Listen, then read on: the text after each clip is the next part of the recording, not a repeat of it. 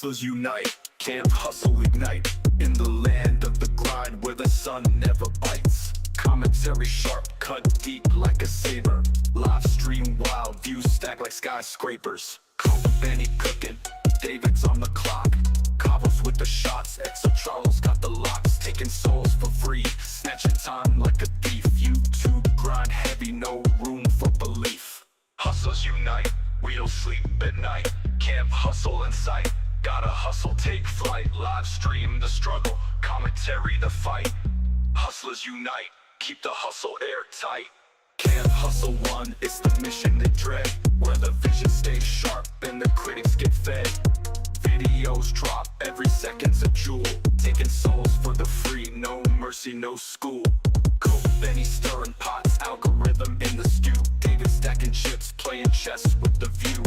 Cavils with the mic, truth bombs, they explode. Exo Charles in the shadows, unlocking every code. Mic in the hand, hustle in the veins. Content on the brain, never playing games.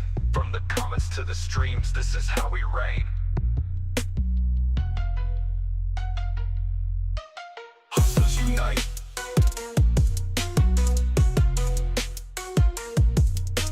Hustlers unite. Yeah. Content on the brain, never playing games. From the comments to the streams, this is how we reign. Content on the brain, never playing games. From the comments to the streams, this is how we reign. Hustlers unite, we don't sleep at night. Camp hustle in sight, gotta hustle, take flight.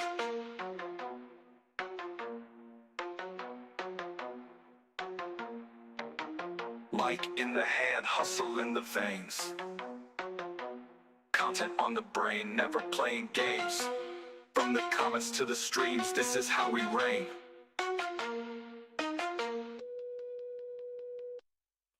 Welcome back, ladies and gentlemen. Camp Hustle 1 here, back with another live stream. Coke Benny, welcome, sir. Sup, hustlers? Good to see you, sir. Let's jump right into it. Hello. We are back with another Saturday stream, man. Good to see you guys all back again. So, a lot has happened. We're not going to skip over it. A lot has happened this week. A lot of sad news about Charlie Kirk. Also, the girl, God, I can't remember where she was from. I just remember that her name was Ivana.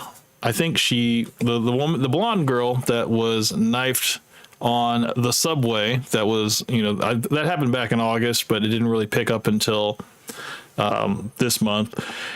So yeah, a lot of craziness going on. A lot of people, going over, the different theories of what happened and who was responsible. We got a lot to cover. So Kavos, welcome to the stream, sir. Good to see you, man. Yeah.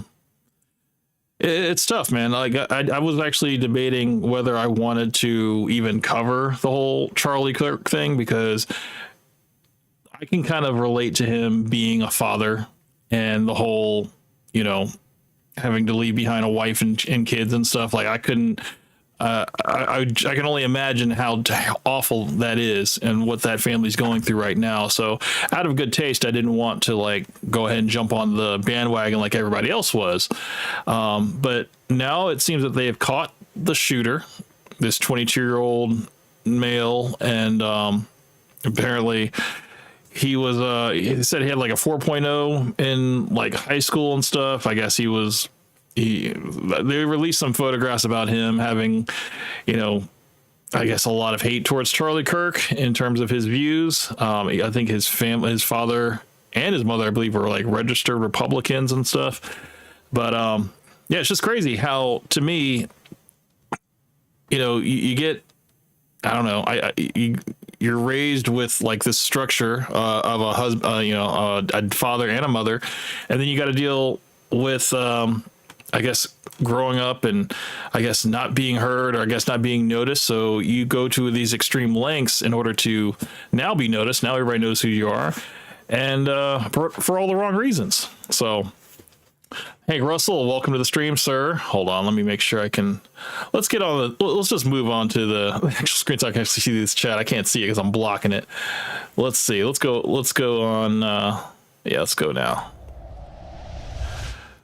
All right. So yeah, Hank Russell, welcome to the stream, sir. He says, "What's happening, hustlers?" Cookman says, "What's up?" What's up? What's up? Yeah, man, we're all here. I appreciate you guys falling in, man. Sorry I'm late, guys. I was really I was running late from work, and before I knew it, I was like, damn, I gotta be home in like less than 10 minutes. And if I gotta start the stream on time. So, but yeah, I do have some stuff that I do want to, go over. A few videos that I just covered over the week and stuff, or that I discovered that, we're going to go over. But also, if you guys have anything that you guys saw or you guys would like me to talk about, I'm more than happy to oblige. So, yeah, you're late a lot lately. Oh, it is what it is, man. The thing is, man, I was working hard, and then I was rushing, and then before I knew it, the time just got away from me, and I was like, you know what? I could either race and get home, or I could stop and eat and be even more late. I was like, you know what?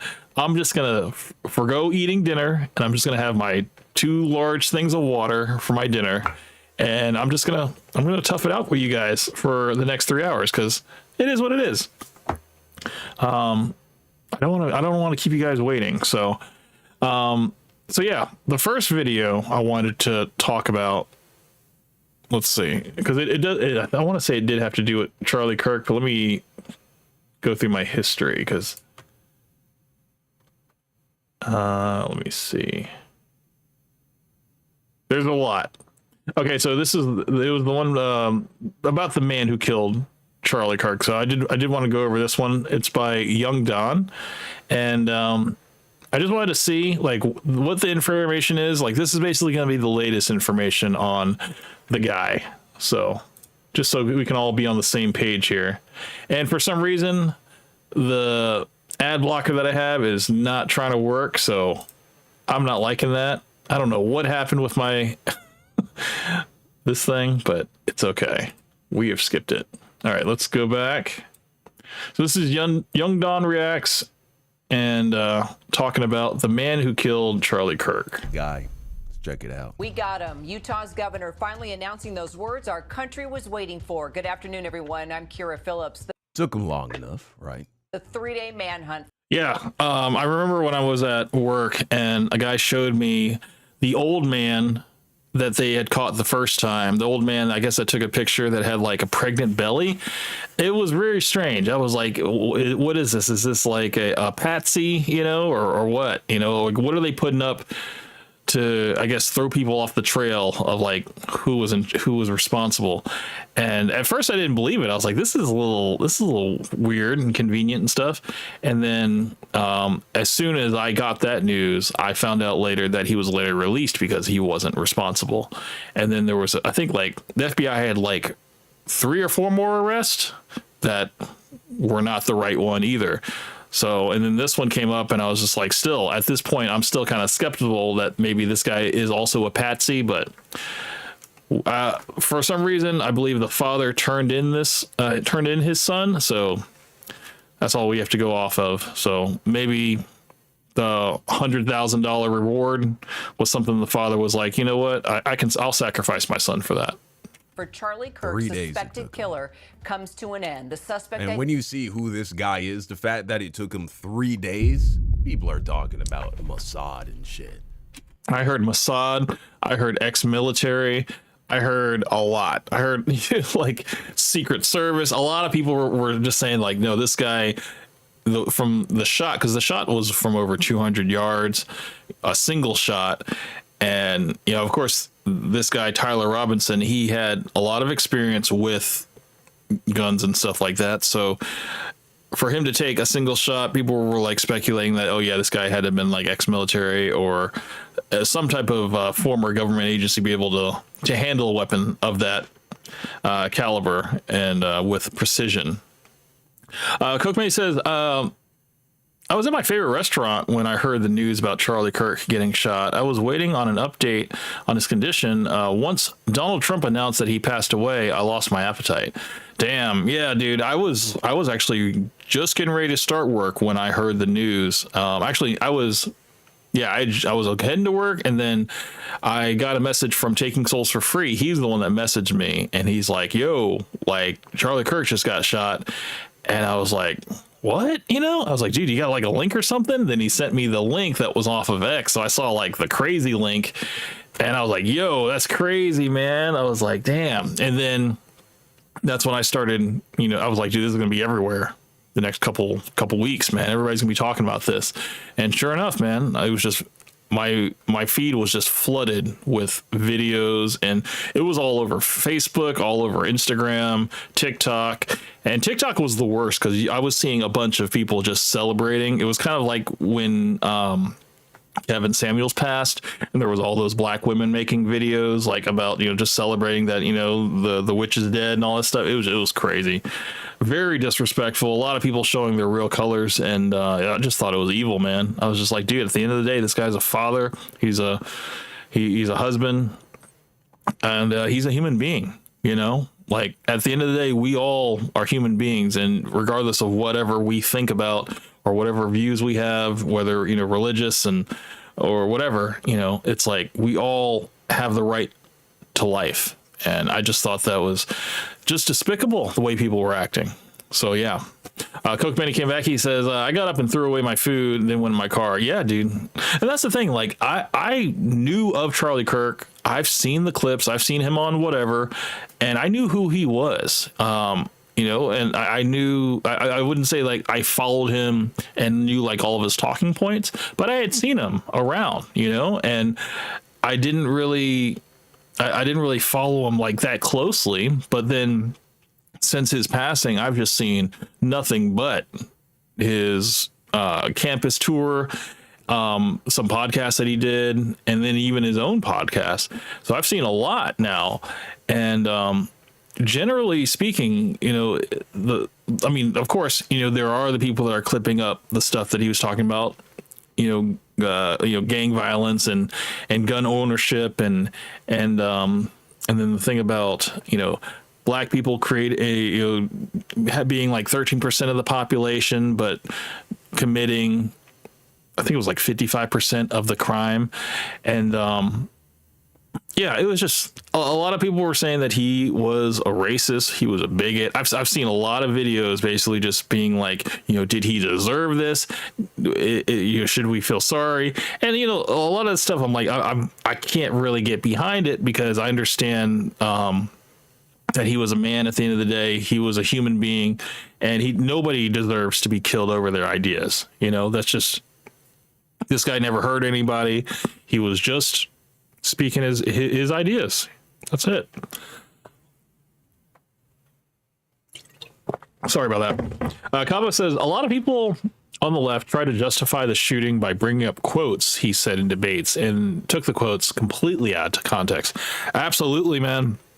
I saw that one that was circulating about the whole, yeah, we got to have, you know, a small amount of gun deaths and stuff in order to keep our Second Amendment right. And then they're like, isn't that ironic? I'm like, you guys, I mean, at the same time, it's like you don't want rights taken away because of guns. Like, you don't want us to be you don't want us to be like England. You know, England is having to cope with that, not having any guns and stuff, and that everybody's running around knifing people. I mean, what would you rather have? Would you rather have everybody knifing people or people having, you know, the protection of guns and stuff? It's like, you got to understand, it's not the guns that kill people, it's the people. We got to actually screen people better. And you know, it's a lot of people that are first time offenders that are going out and doing these, you know, school shootings and assassination attempts and stuff. So, but let's continue. Fucking Israeli intelligence. This is crazy, man. This is just like a guy. And I remember I saw I think it was maybe one of the officers or people that I guess were like in charge of the hunt for the killer. the guy, I think after they realized it was Tyler Robinson, the like this Caucasian 22-year-old male, they were like, this one guy said, I can't remember what his name was, but he was just like, yeah, I kind of wish it was like somebody other than one of our own. You know, they're like, I kind of wish it was like somebody foreign, you know? And I was just like, why is he saying this? You know, like, it's like you're saying too much. You shouldn't be saying that. I need to probably find that clip, but I do know that one Indian guy was that's also being talked about, part of the whole investigation. He was also standing behind him while he was saying, the guy that with the crazy eyes. I don't remember these people's names, but yeah, he basically said, yeah, the officer was like, yeah, I kind of wish it was like a foreigner or something and not one of our own. I was like, damn, dude, you really shouldn't have said that. And then now I'm seeing a lot of people now that, you know, you got black people are celebrating online, you got liberals that are celebrating online, and they're all losing their jobs. Okay, people that are in the government, people that are in the military, that are speaking out, that are tweeting and stuff, they're losing their jobs. And honestly, I think it's rightfully so, man. Like, because I'm reading some of the stances and hearing them, and it's just like, yeah, I disagree with them, and I'm actually happy that he's dead. I'm like, dude, how can you even say that as a decent human being? You know, it's like, I don't know where these people come from. There's a lot of mental illness going around, and a lot of these people just aren't getting checked out, man. It's crazy. Evaded the FBI for 3 days. Identified as 22-year-old Tyler Robinson. Officials saying Robinson's father recognized They him didn't even catch him. You gonna see. as the person of interest, Yeah, his and told dad his son to recognized turn him. himself in. They say Robinson refused at first, but later changed his mind and was arrested with the help of the family's youth pastor, who is also... Notice how his dad didn't turn him in, by the way. Notice that. Sorry about these ads, guys. I don't know why. I don't know if you... Let's see if they tell us who his dad is. But his dad's a pastor and a cop. Damn, And then- that's the double whammy right there. Shit.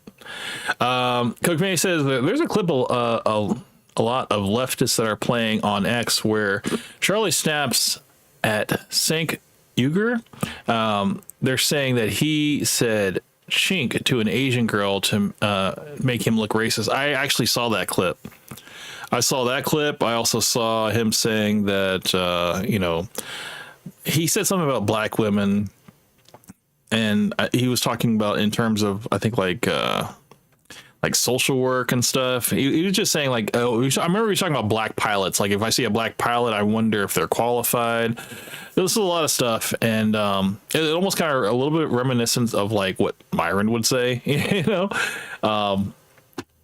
But yeah, and then I think he also said that the civil rights activist or whatever, he said something about like Martin Luther King or something wasn't a good person, and a lot of stuff in terms of not too favorable to black people. I will acknowledge that, you know. This explains why the incarceration rate is so much higher in the black community.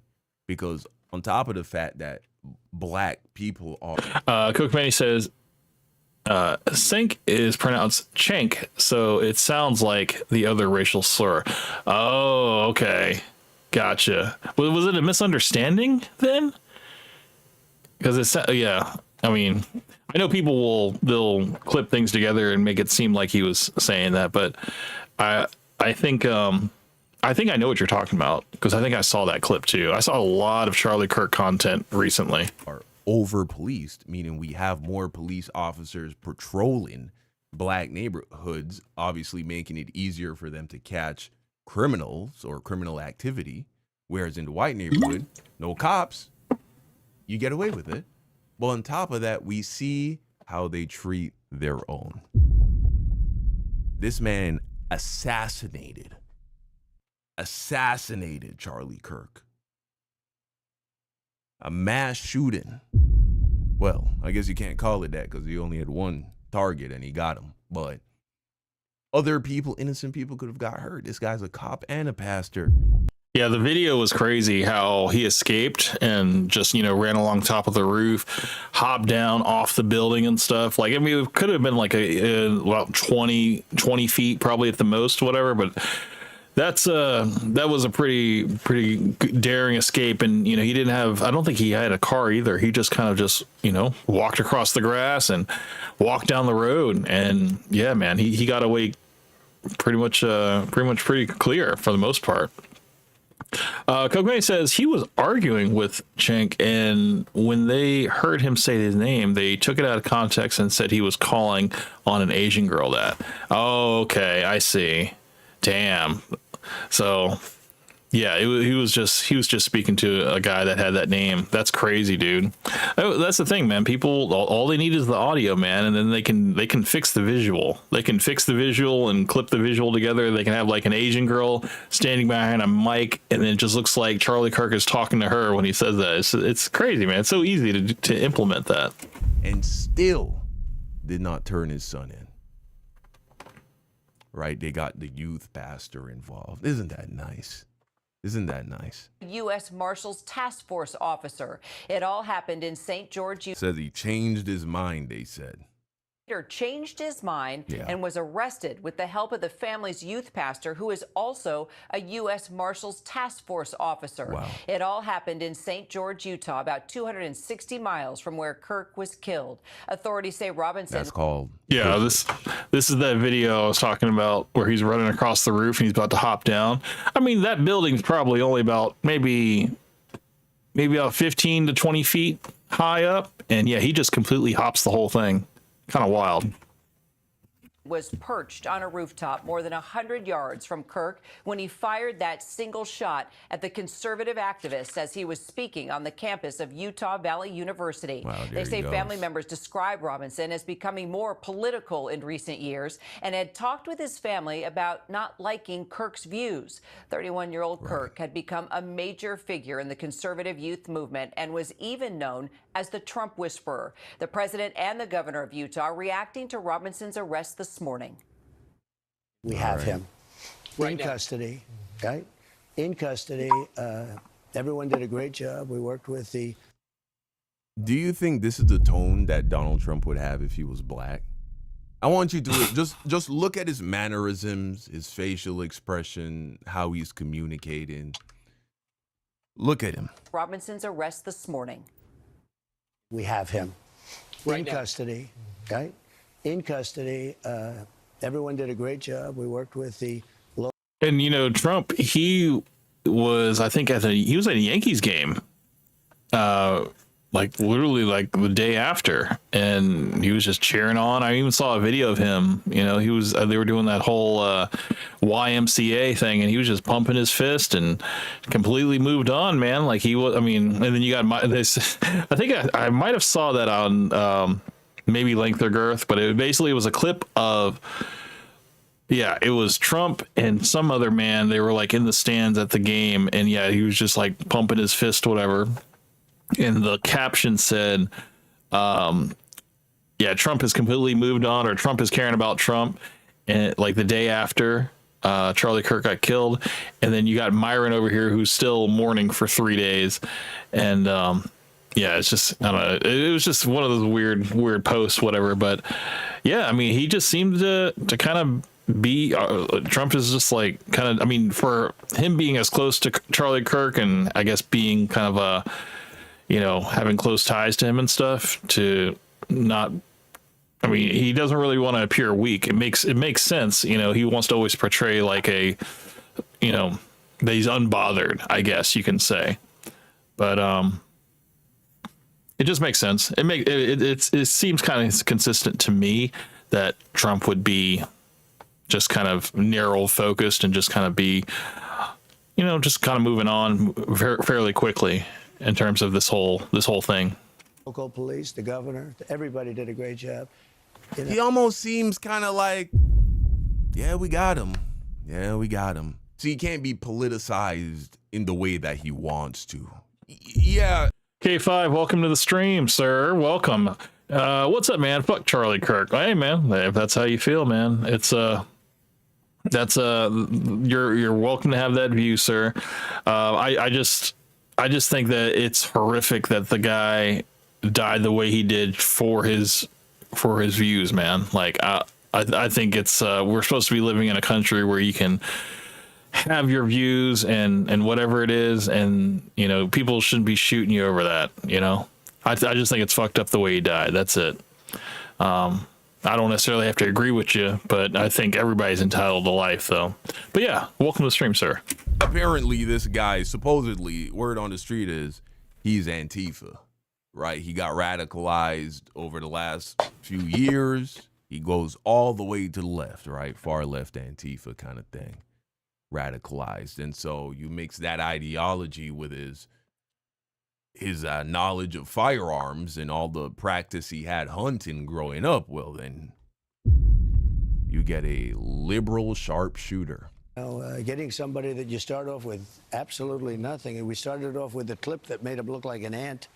That was almost useless. We just saw there was somebody up there. And yeah, that video actually that was caught on the, I think it was a camera phone. The dude, I mean, they basically saw it before he took the shot. They saw some people videotaped him walking to the spot that he was about to be perched on, and then they caught him where he was laying down. And it's like, I saw a video where the guy that was standing behind Charlie Kirk, the guy that was in the white hat, and there was a guy that was in a black shirt, and they were doing hand signals, you know, and some people were saying that the hand signals meant, you know, man on the roof, take the shot. And then the guy doing the hand gestures and stuff like that, they said that it meant, you know, go ahead and take the shot.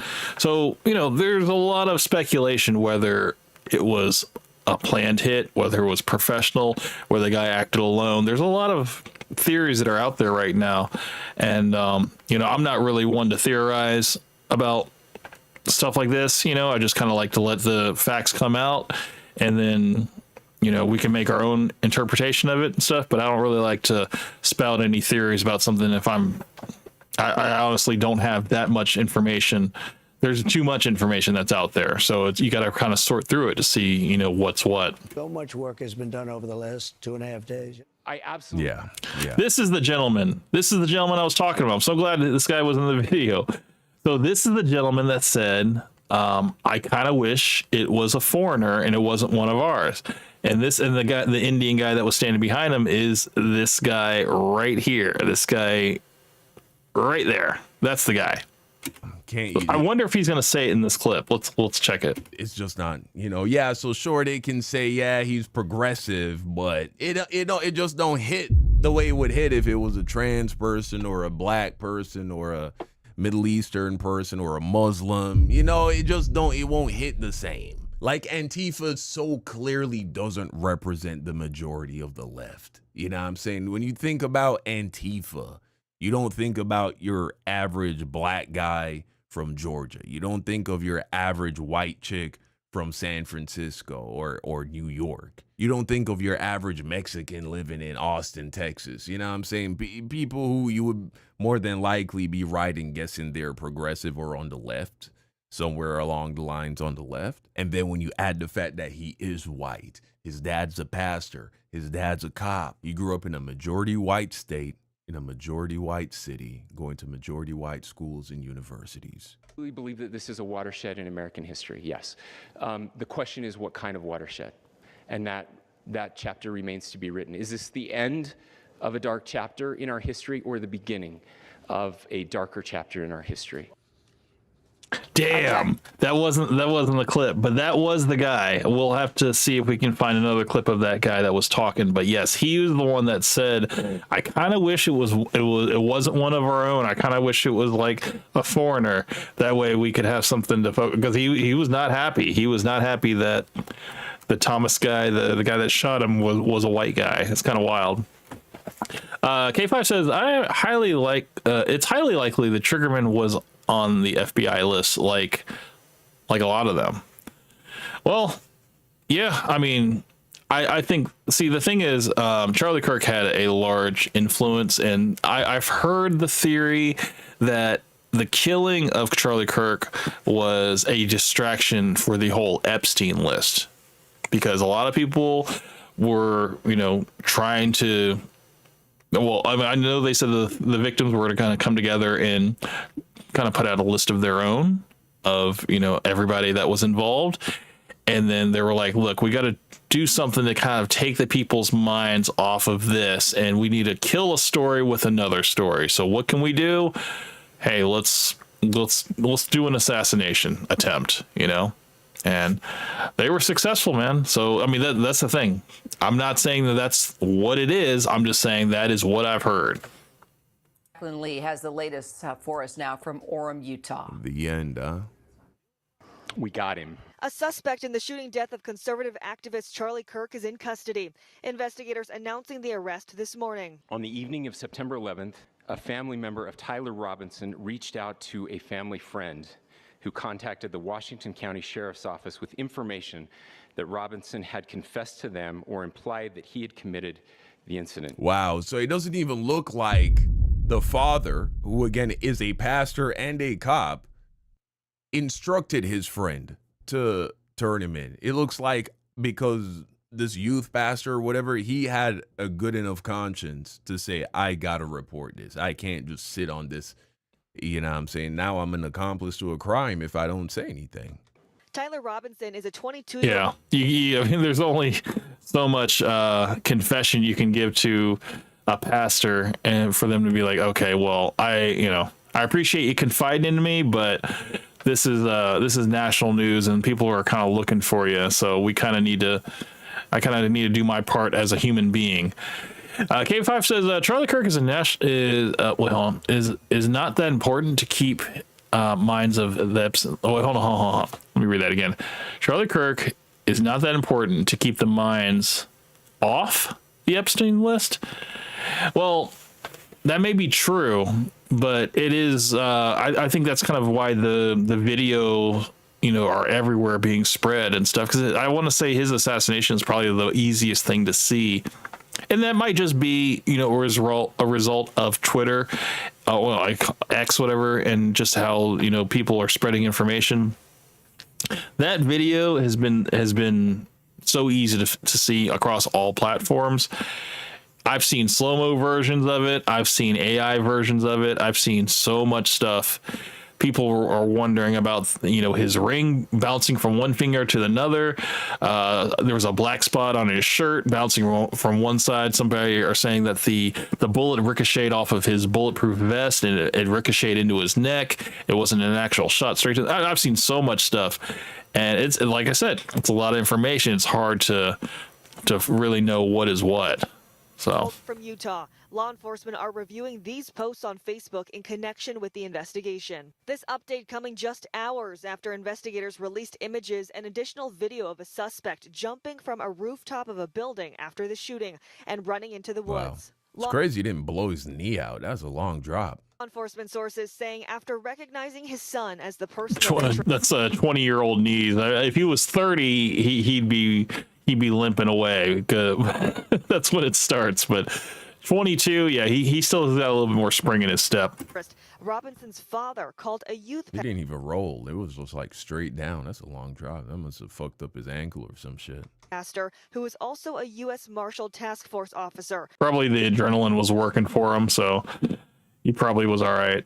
Who then had marshals take him into custody. One family member telling investigators he had become more political in recent years. The family member referenced a recent incident in which Robinson came to dinner prior to September 10th, and in the conversation with another family member, Robinson mentioned Charlie Kirk was coming to UVU. They talked about why they didn't like him and the viewpoints that he had. 31-year-old Kirk was hosting an event on Utah Valley University's campus Wednesday when a single shot was fired, hitting and killing the activist. Police say they found a rifle in the woods nearby. Investigators speaking to a roommate who pointed them to messages from Robinson. The content of these messages included messages affiliated with the contact Tyler, stating a need to retrieve a rifle from a drop point. President Trump saying this today on Fox News. In custody, everyone did a great job. We worked with the local police, the governor. Everybody did a great job.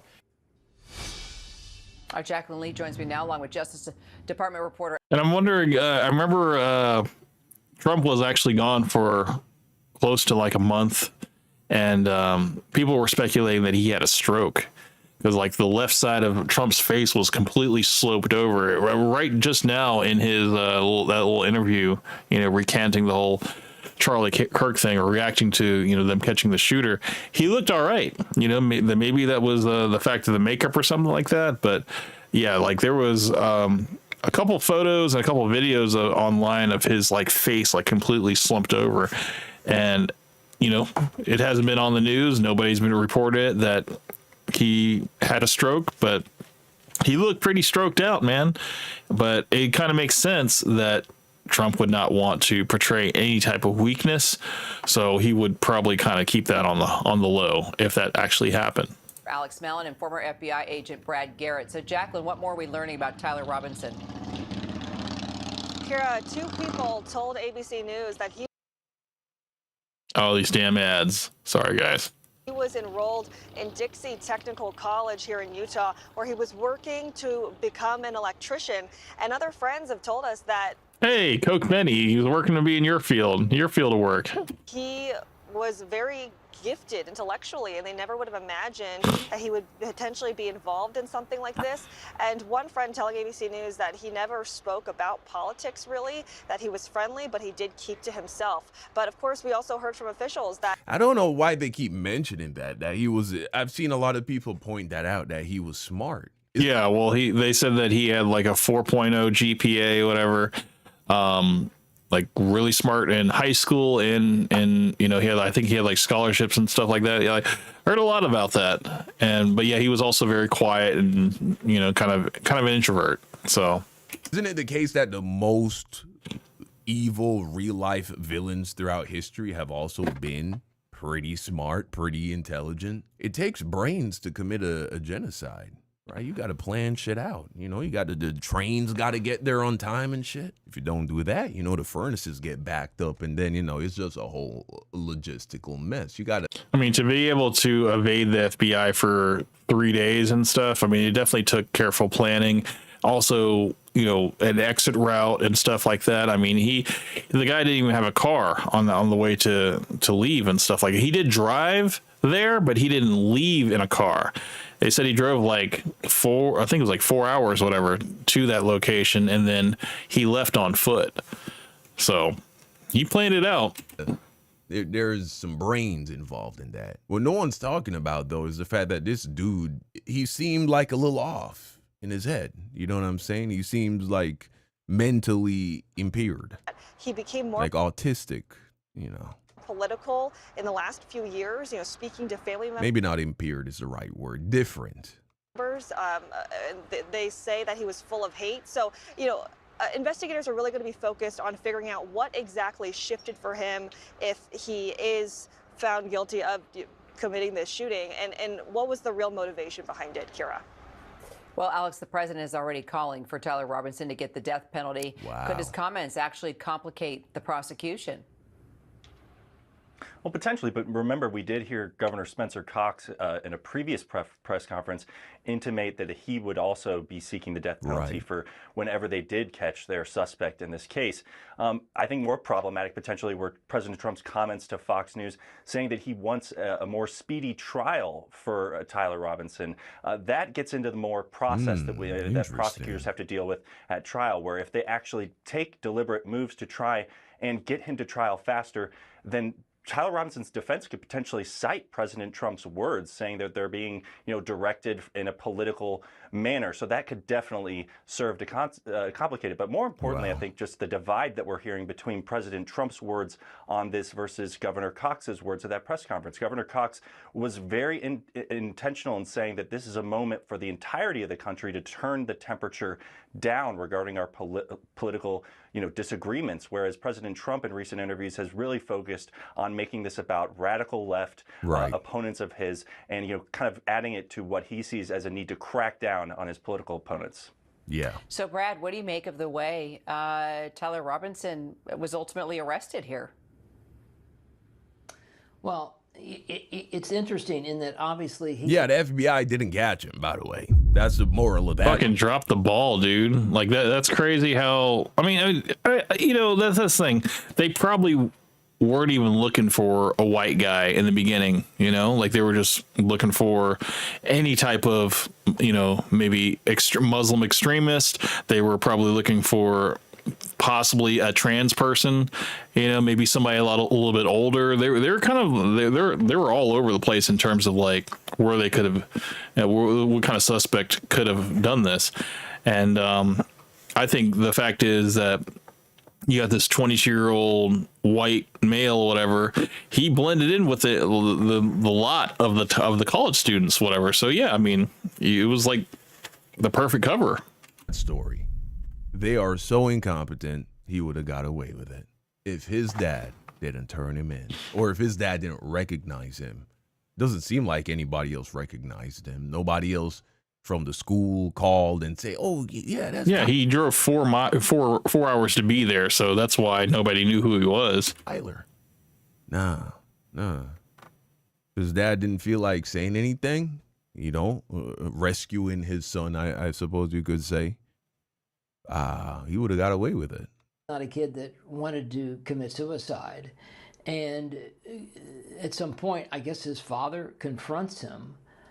And initial reporting was that he did admit it, didn't want to turn himself in, but obviously at some point changed his mind.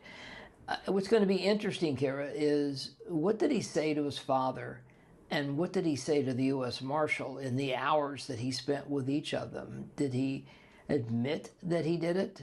My guess is some version of that might be true.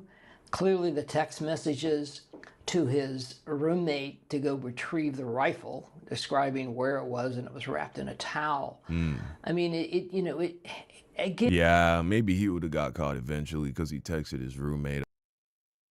Yeah, that's the problem, man. He left he left a paper trail, and you know that's kind of the thing, man. When you're a lone gunman, you know, you really have to be super calculated. You know, like don't even communicate by phone. You know, don't just. Not saying that, you know, if you want to get away with it. I mean, he possibly could have gotten away with it, but yeah, I mean, when you become public enemy number one like that, you know, you're under the microscope. Every move you make is a possible way to become a failure. and it His roommate could have said something as well. tells you about somebody who was very, from my perspective, intent in doing what he ultimately did, but didn't have any plan beyond that, you know, based on jumping off the roof, running into the woods, tossing the rifle down. But still, so he kind of panicked. I don't know. Maybe he thought he probably would have got shot right after he did his thing. That did seem a little bit like a sloppy getaway, and he still got away. That is incredible. The people who are running the FBI, that's gotta be a bad look on them. True. It kind of makes me wonder if any like future college tour, like conversation, debates, whatever, are going to be taking place outside, or if they're still going to be, or if they're going to change it to where it's indoors now, you know, where you have to go through a metal detector and there's police all around and stuff like that. Because I mean, I think easily, because I think someone was talking on a podcast that, you know, someone could easily still sneak in a weapon if it was like a plastic weapon, if it was like 3D printed and stuff like that. Because I mean, you could still do that.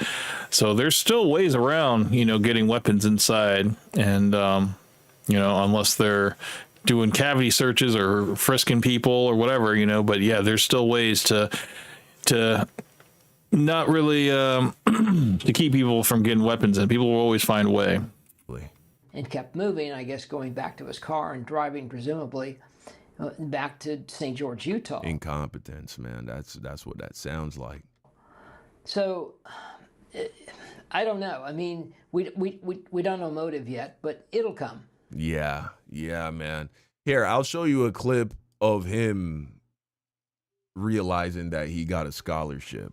Tyler Robinson, a 22-year-old Utah local, confessed Friday morning to fatally shooting conservative activist Charlie Kirk, officials said. Robinson was turned in after his father recognized him. Yeah, look at that face, man. Look at that face. Come on. You don't need to say too much. You can just look at that face. You know that he's a little different. Something's going on here, right? In photos released by the High functioning. FBI, and his son admitted he was the gunman. It explains his fashion as well. That's kind of how they dress. Robinson's father asked him to turn himself in, but his son replied that he would rather kill himself. The father then convinced his son to speak with their youth minister, who called the FBI, and agents later took Robinson into custody. It's a far cry from where Tyler was only a few Like, you see how the shirt fit him? This is just kind of how, years earlier. with the big old baggy jeans. A video posted by his mother and now going viral reveals the proud moment her son announced that he had received a college scholarship. Okay. Congratulations, you have been selected to receive the Resident Presidential Scholarship from Utah State University. The value of this scholarship is approximately $32,000. This scholarship is available for 4 years or 8 semesters. Yeah, so right there, you can see in the face. And is how you that's an 18-year-old who just received a scholarship to university. That's not how 18-year-olds really behave or act, or what I'm saying. So I mean, he's from Utah, man. So I mean, I think Utah teenagers act a little bit more, a little bit more different than people from major cities. So that could have been, but he could have also been autistic or on the spectrum a little bit, but highly functioning could have definitely been a possibility. Those that then make him more susceptible to radicalizing ideas. We know that schools, universities are typically more liberal, even in conservative states like Utah. You're going to be exposed to ideas, progressive and liberal, liberating ideas that you probably wouldn't have heard growing up if your dad's a cop and a pastor and you're Mormon. But when you're not mentally all the way there, obviously that leaves you vulnerable to going down extremist rabbit holes. And this happens on both sides. I wonder if he was on like 4chan, or if he was a part of like a Reddit group possibly, that just, hated Charlie Kirk, and, maybe they gave him like enough ammunition, mentally, or to take up the rifle and actually, prove a point that, hey, I'm going to be the one to do this, And then he saw the fact that Charlie was starting his American comeback tour, and he's heading to Utah. He's like, yeah, this is my perfect opportunity to take advantage of this situation. Ultimately, what I think both sides could learn from this situation, besides the fact that collectively as a country, we all need to calm the fuck down with the way that we speak about one another. Anyone with clout or influence, they need to be careful not to speak in such a way as to rile people up or make people think that the answer is potentially violence. But at the end of the day, he committed a terrible crime, a horrific crime. He should be punished to the greatest extent of the law. Give him the death penalty. You reap what you sow. What is it going to take to calm this country down and start to turn things around, man? What will it take? You let me know what you think in the comment section down. Yeah, shout out to Young Don. I will say that there's been a lot of people that are truly showing their colors about this, and at the end of the day, guys, it's a human life, man. And this guy wasn't, he basically preached nonviolence.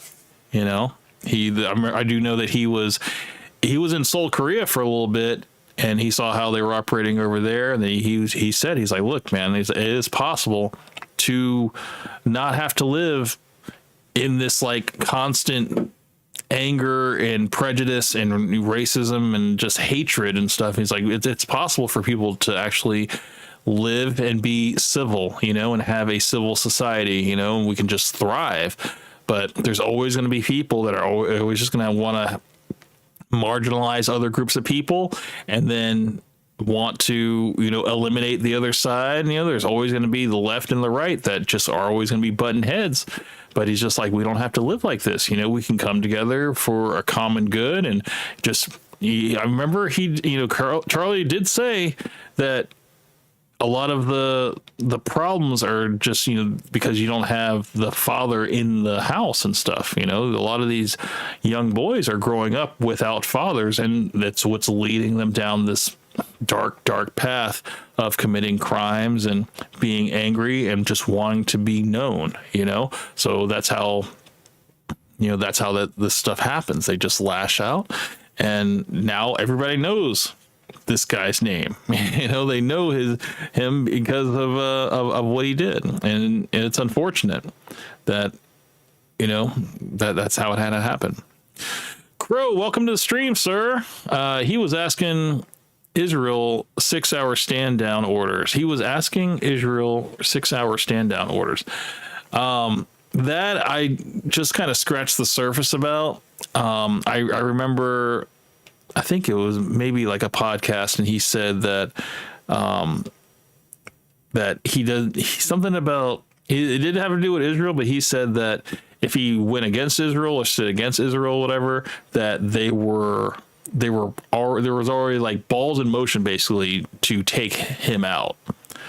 So whether that's true or not, that was like what was stated on the podcast. But yeah, well, Crow, welcome to the stream, sir. There was another thing I saw. Let me go to it real quick. This was called well, no, before we go to that one, that one's a little bit more lighter. I do want to go on to that one later, but let me find it. It was O'Shea. It was talking about a lot of people losing their jobs. I saw this one earlier. It was black people are losing their jobs because they're celebrating the death of Charlie Kirk. And now this video I have not seen, but I do want to watch it. It says white liberals really regret mocking Charlie Kirk, and it has these two people being fired. And this is, I guess, the other side of it. Let's check this one out. Crow came back. He said, questioning in other words. Yeah, man, that's the thing, man. Like I only scratched the surface on the whole Israel conflict with Charlie Kirk, and yeah, dude, it just seemed like he didn't really want to press them too much, because he did say that they were going to basically like take him out if he stood against them. But yeah, let's check out this video, man. Let's see what it's all about. It says white liberals really regret mocking Charlie Kirk, and boy, were there a hell of a lot of them on TikTok. I mean, people kept saying like, yeah, if they have the septum piercing and the colored wig, it's like that's like the first sign. You're like, this person is going to be on some bullshit, and they're going to be saying some crazy shit that, you're like, dude, honestly, I was like, dude, these people either need to be banned off of social media or they need to lose their fucking jobs. And yeah, it looks like a lot of them are starting to lose their jobs. So let's see what Mr. O'Shea Duke Jackson had to say about these white liberals mocking Charlie Kirk. Let's listen to it. I recently made a video talking about all of the blacks, especially in the military, who were basically disrespecting the death of Charlie Kirk. And the outcomes of those situations didn't end well. Okay, little update on the captain who left this post right here. He's been fired. He's been relieved of his duties. I don't know what his duties were. He's under investigation, and I don't take any pleasure in saying that, number one. And number two, you guys stop DMing him. His account's gone. He went from public to private to deleted. You can't even find the account. Stop calling his command. Stop attacking this guy. Not only did this guy lose his job, he had to delete his entire account. But it's not just blacks who are getting that work.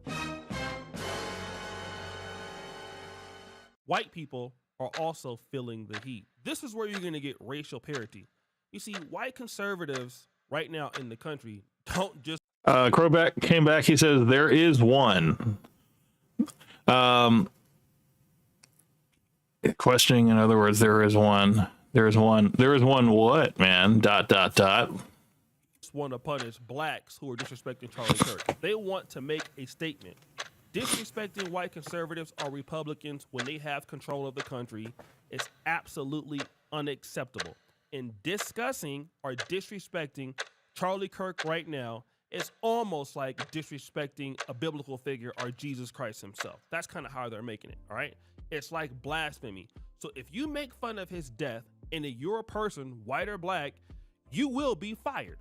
And maybe you don't believe me. We got us a brand new, fucked around and found out grand champion. And for the first time ever, it's an affluent, white, liberal woman from right here in Mississippi. As the headline reads, University of Mississippi, that's Ole Miss for those that don't know, employee fired over an insensitive comment in the wake of the death of Charlie Kirk. Now, the headline didn't initially include a photo or Lauren Stokes' name. It just had a picture of Charlie Kirk with that headline, and it never said her name anywhere in the story. Now, you know damn well if that had been a right-wing state employee speaking negatively about a liberal who had been assassinated, their image, their family's image, their address, their employment history, their blood type, and everything else about it, including their children's first, last names, and social security numbers, would have been posted all over the damn internet. But wait, there's more. You got to be very careful, man. Like, I get it. Some people, they think like they can't track this stuff, but it's like people are voluntarily putting all of their information online. And then when they come out and do these like social media posts, just letting in, just crashing out, it's like, dude, don't you understand? It's like, yeah, it's like you think everybody is entitled to their opinion, but then it's like you gotta understand that these are privately owned platforms that can literally take away your account in the blink of an eye, and then people are going to do the digging themselves and get you fired. They're going to call up your job. They're going to be like, look, this person said this, whatever. And that's all it's going to take, man. Just like a couple phone calls. That's it. So, I mean, I think the only thing I said, which I'm sure you guys probably saw it on the whole YouTube page, was just that, rest in peace, Charlie Kirk. Prayers to his family, to his wife and kids. I said, let this be a reminder to love and cherish the people that are closest to you.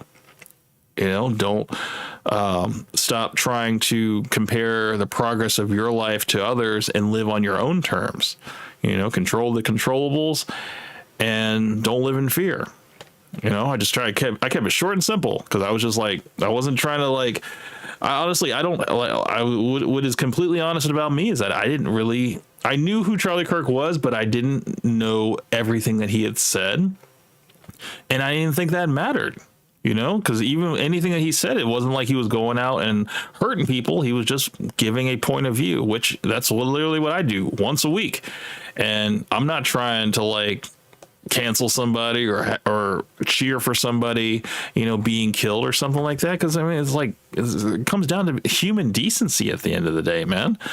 And I don't have to agree with you to think that you should still exist, man. It's just, I don't know.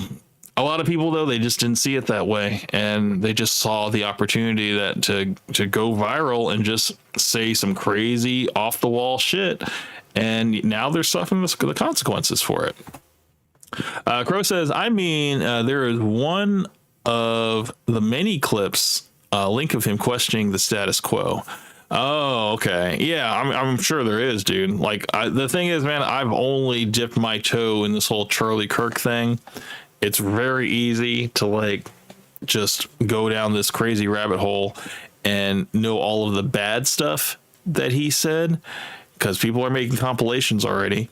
And then to see people's, doing, like, debates and stuff with him. I've seen stuff that, was light debate, and then stuff that was just, like, completely, not even serious, So I've seen the whole gamut. But there's more. There's a lot more that I can still probably see in the next couple weeks. So turn that favor preemptively and make sure we show you her face. And here's the Instagram account right here where she posted this hateful nonsense at, which, by the way, they didn't put that in the article either. But Cled was here to fill in the blanks for you and do some real journalism around here. So the woman he's talking about is this lady here.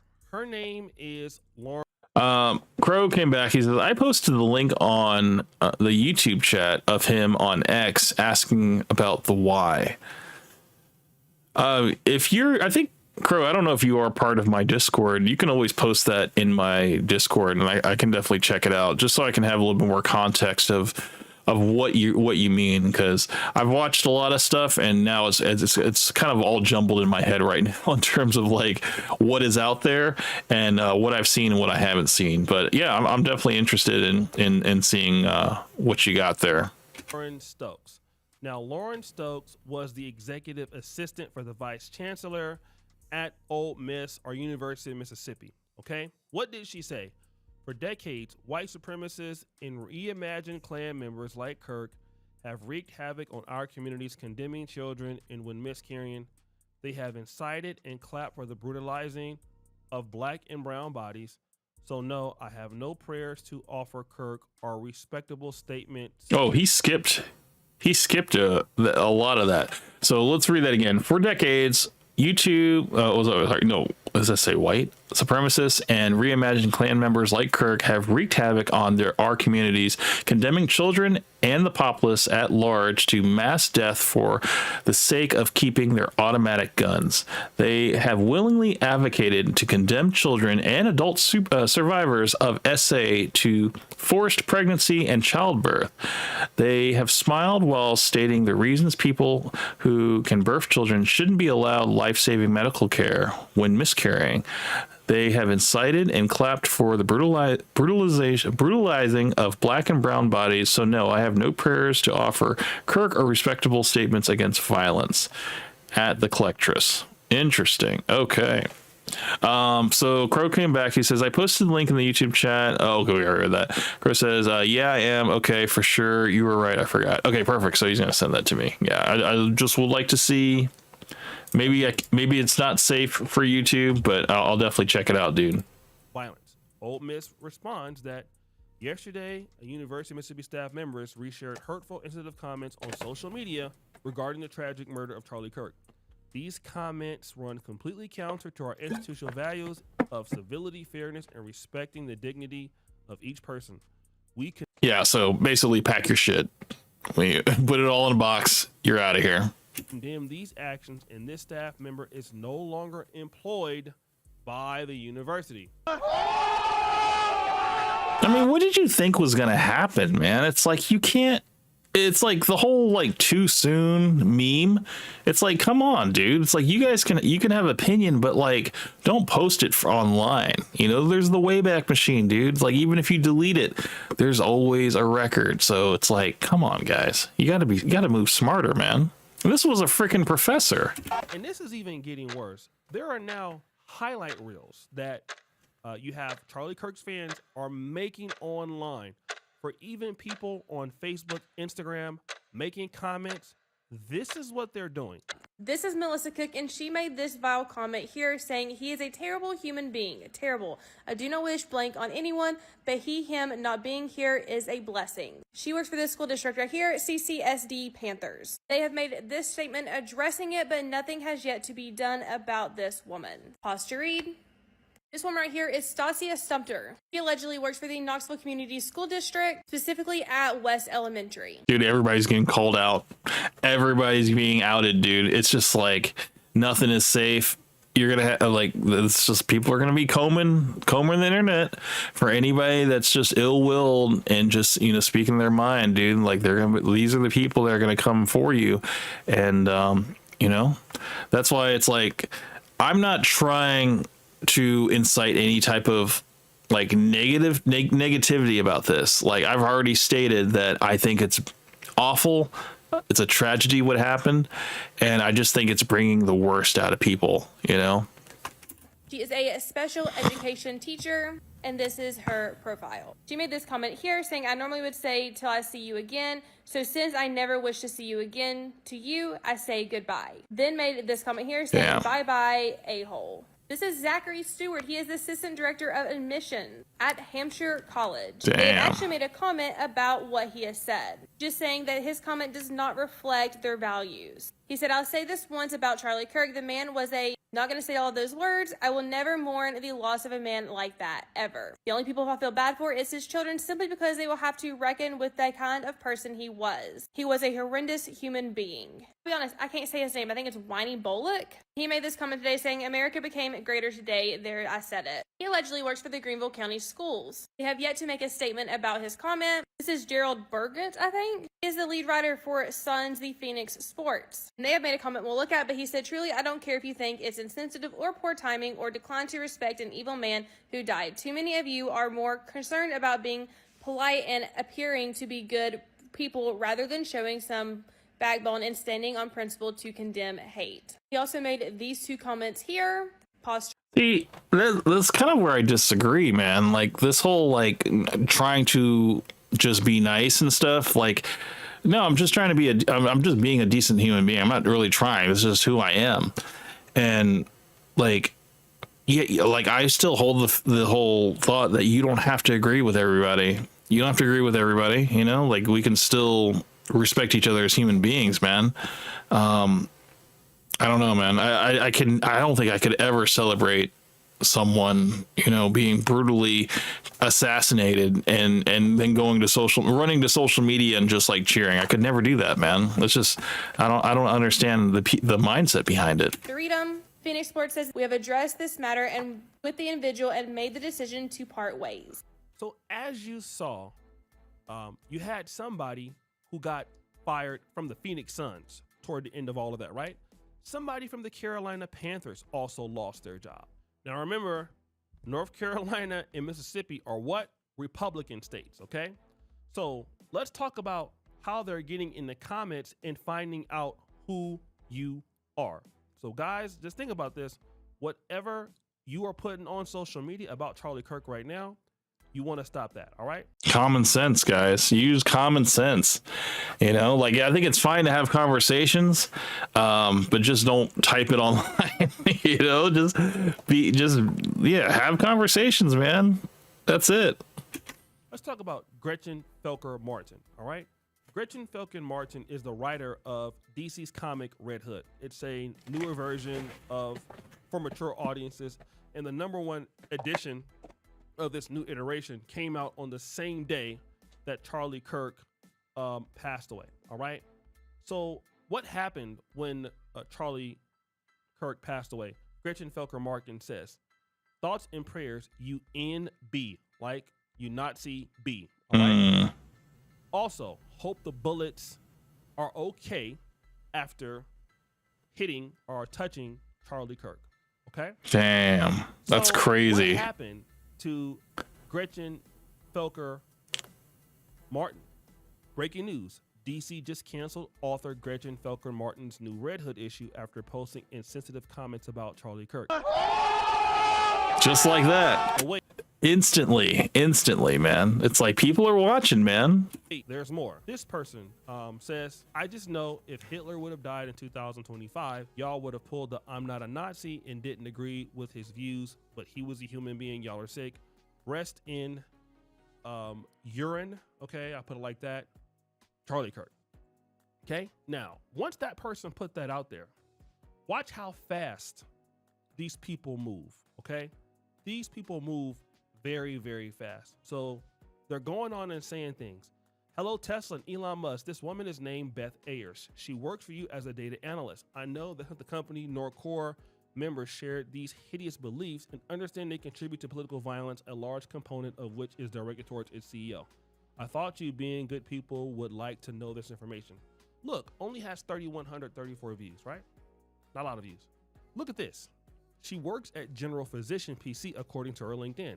So they're covering ground. Thanks for that information. Also deeply concerning. But wait, watch this. Elon Musk gets the memo. So Elon Musk is online. He owns Tesla. You know Elon Musk is on the right, okay? This person is not currently employed by Tesla. So you have Elon Musk, who if that person is employed by Tesla, that person's immediately fired. Do you see like how strong the right is getting in front of our very eyes? Donald Trump is online. Donald Trump is criminally online, dude. He stays online. So you know that if anything comes across his desk and it's something that, yeah, he can act swiftly about, he's going to do it. Elon Musk is online. All of them are online. Okay? And they're immediately, they're punishing people where you had freedom of speech a lot, which is online, even if you're commenting, not even making posts. Okay? Let me tell you exactly what I mean. So the person, Juliet, says, Aaron Sharp is the owner of Luscious Q Barbecue in Cincinnati. Make sure you know where you want to spend your money. Aaron Sharp, somebody put praying for Charlie Kirk. He comments, good riddance. What a piece of ish. Okay? Just making a comment, whatever. Now, what happens now? Everyone meet Aaron Sharp. He decided to celebrate the tragedy that happened yesterday. He is the owner of Lucius Q Restaurant in Cincinnati, Ohio. His business page is this, right? That person is going to get bombarded all day. And then there's this picture. Okay? Damn. They're just outing everybody, bro. Like, you're coming for your money. They're coming for your business. They're coming for your family, dude. It's like, you guys got to move a lot smarter, man. It's crazy, bro. All right. Let's look for another person here. Amanda Macy. Now, what does Amanda Macy do? Amanda Macy is a realtor, right? Lead of Amanda Macy Fox Homes, working for Samson Properties. Very nice houses she's selling, right? What did she put up there? The world is a better place with less Trump supporters, period. Didn't really say anybody's name, but during the context of what she's saying at the timing, well, we can infer she's talking about Charlie Kirk. What happened? This person goes, today we ended a team member's affiliation with our team. A comment attributed to her online violates and conflicts with our standards for professionalism and respect for the public we serve. We condemn political violence. We expect everyone who markets under our brand to treat all people with dignity and to serve every client equally regardless of political views. Out of respect for privacy and legal obligations, we will not comment on individual personal details. Sincerely, Devon and Dustin, Fox Home Team. I mean, it was just instant, man. It's like the moment you posted it, it's like that's the time clock, dude. It's like you have about 24 hours, you know, and that's it, man. It's like, I don't know if you want to call it like a momentary lapse of judgment, but yeah, a lot of these people out here they're just going off of their emotions. They're like, they just can't keep it to themselves, man, and it's messed up, bro. It's messed up. Crow says, I saw 30 minutes of these goofies posting their L's crazy.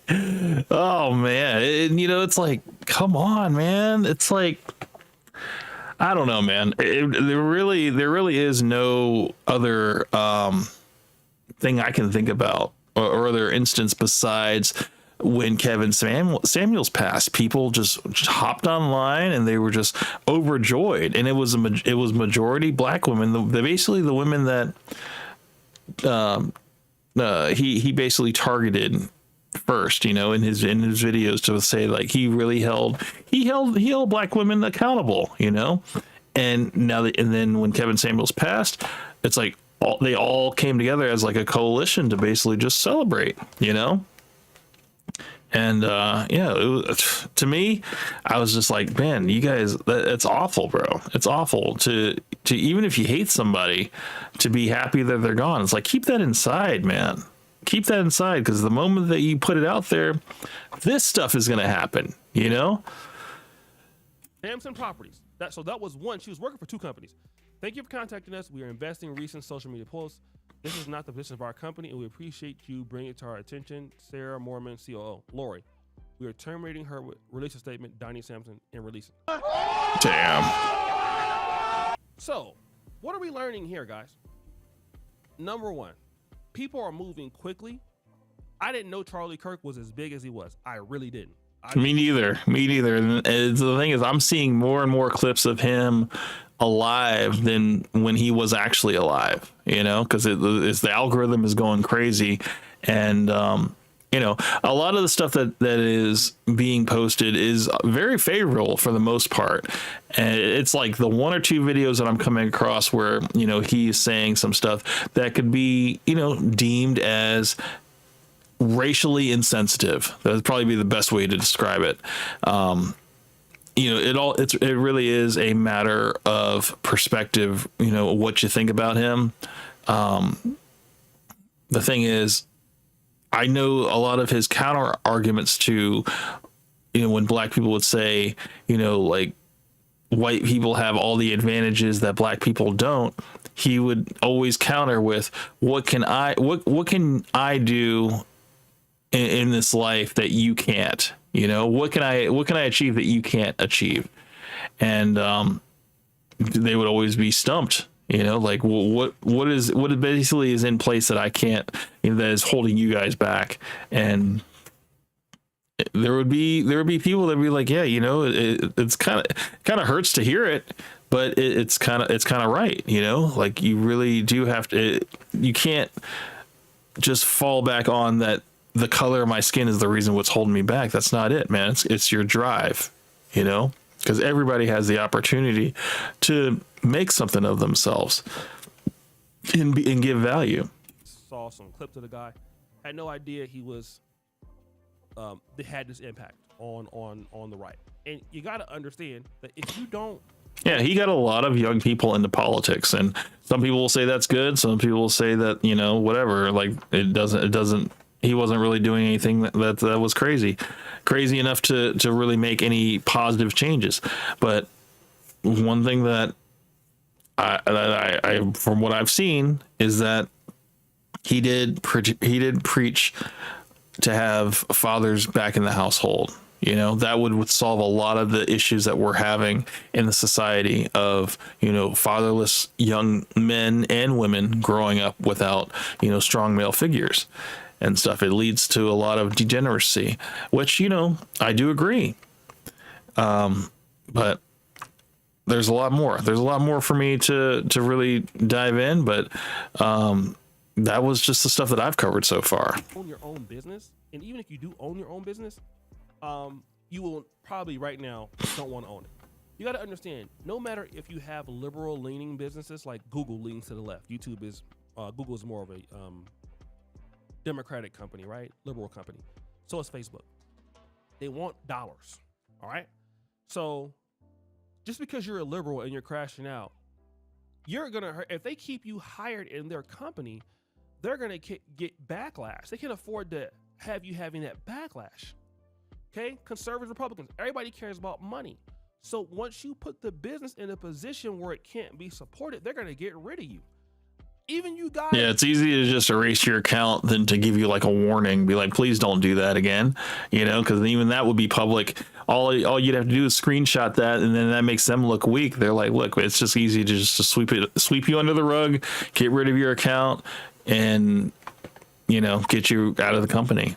In the YouTube comment sections or whatever, but especially if you have your real name on like Twitter, which a lot of people just completely put all of their information out there and voluntarily, and then they go and crash out, and then they're like, I didn't think that people were going to search out my information, find out where I'm working, and then just call my business and stuff and tell them, and then send the emails, whatever, to the higher ups or whatever, or HR or whatever. And now I'm out of a job because of me speaking out.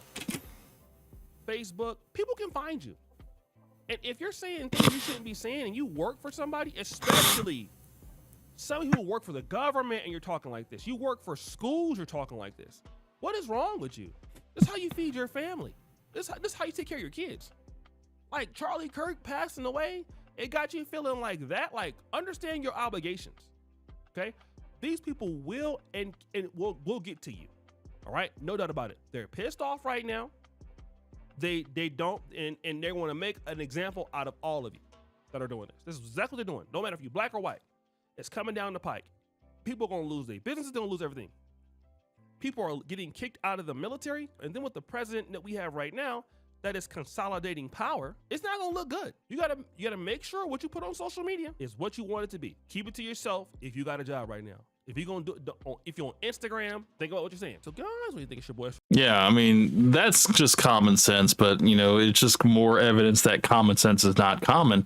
And people are going to act emotional, they're going to act irrational, and it might be easy to just maybe unplug from the internet if it's making you feel a certain kind of way. There's always that. Go outside, get some fresh air.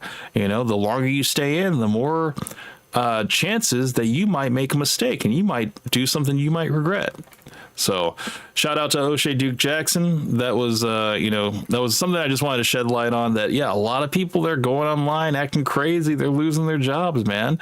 And they're just crashing out. And a lot of people that, we've seen just on TikTok, that was what was crazy, annoying me, was that people were just like openly celebrating. I'm just like, dude, these people didn't lose their jobs. And here they are, they're losing their jobs. So the next one I got, it actually has to do with Myron Gaines from the Fresh and Fit podcast. He has nothing left, and now he's in danger. This is by Random University. Shout out to him. I started watching this, and I think it's a good video to check out. So there he is holding Myron's book, Why Women Deserve Less, that 70-page novel, if you can call it that. Let's see what he has to say about Mr. Myron and where he's at now, because Myron, he was going through it. He cried on stream, and he even did the storm out, and over this whole Charlie Kirk thing. And he had close ties to him. I think they were even going to do like a collaboration somewhere down the line, but it just never happened. So, but yeah, let's see what they say about Mr. Myron here.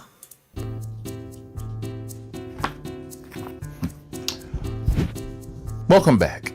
Just like my boy LeBron James, we just can't seem to get past our reading kryptonite known as the first page. One day we're going to make it beyond that border, and we're actually going to... How's the volume on that? Is that a little loud? Let's crank it down a little bit.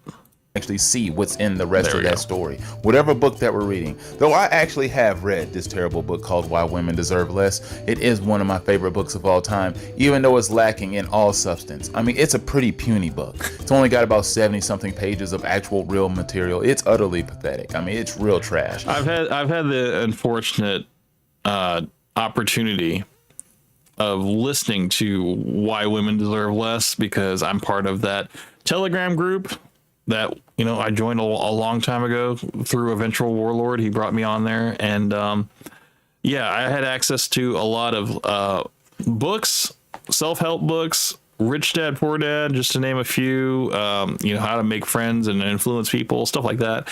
And then for some reason Myron's book was on there, and I was just like, I got an afternoon, let's listen to it while I work. And yeah, it was just it's just like if you heard Fresh and Fit online, like on one of their little videos and stuff like that, it's like the book just kind of reiterates itself. So, but I tell you what, there's nothing that captivated me more than reading this book. I actually have a video discussing this book. Back last Christmas I released it. Feel free to watch it, as I might release it again this Christmas, though I might need to do a different spin on that one because I don't think that video was very good. But anyway, feel free to watch that video. It's out there. But we have to discuss everybody's favorite super duper alpha male guru, Myron Gaines. Again! Fun fact, were you aware that before Myron and Fresh decided to become Fresh and Fit, they were actually going to be called Bussy with the Boys? But it was actually way too close to Bussing with the Boys here in Nashville, Tennessee, and thus they were going to have some copyright. Bussy with the Boys? I don't even know what that means, but it does sound a little sus. Infringement issues. So thus they became Fresh and Gay. Excuse me. Fresh and Fit. Get in your mouth. Oh man, I love it, dude. This guy's gonna be flinging shots at Myron this whole video. Pause. But that's what we're talking about here today. Hi, my name is Akeem, and I am the founder, chairman, CEO, president, vice president, and the dean of Random University. We offer a vast variety of courses, everything from psychology of the fake alpha male to cringe studies to pause 101. Now, if you're interested in joining this university, please call or text the number on the screen at 1555-RANDOM-U. Are you ready? It was only early this year when me and other content creators were out here announcing the death of Fresh and Fit for over the 200th time.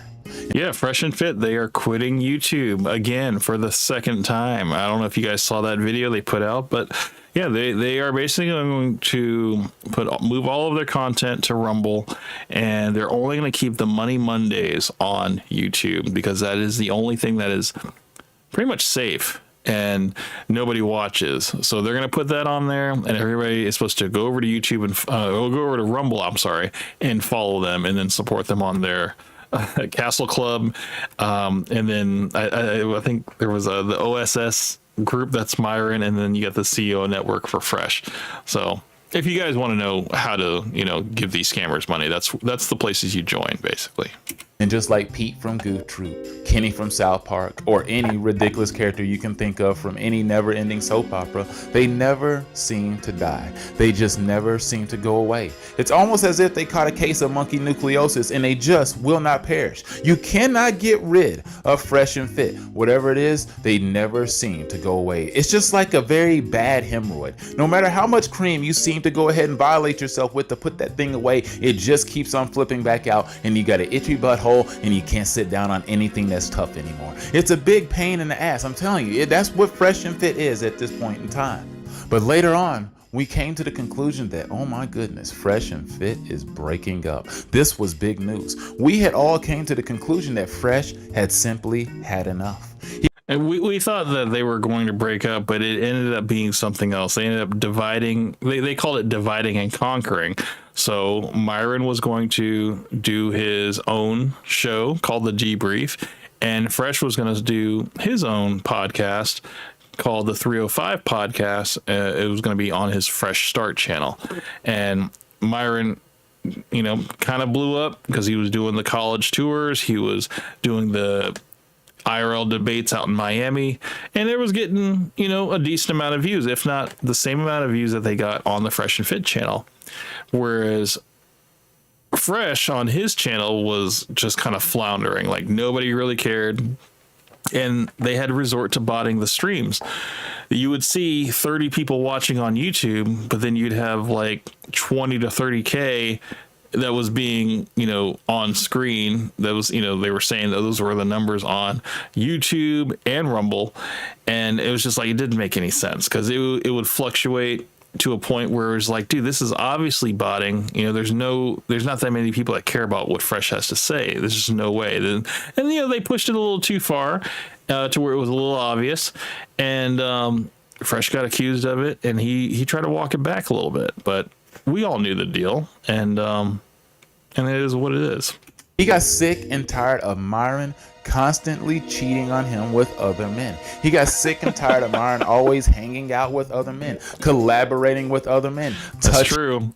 Myron was going to do his little Controlled Chaos podcast with Sneeko, Nick Fuentes, Schaefer, and then they were basically supposed to do this. It was like I guess you can call it a hate podcast. I don't know what you call it, but it never happened because Sneeko pulled out of it.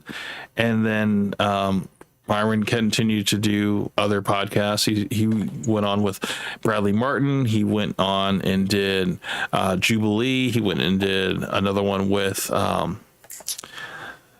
who's the guy that always wears the beanie?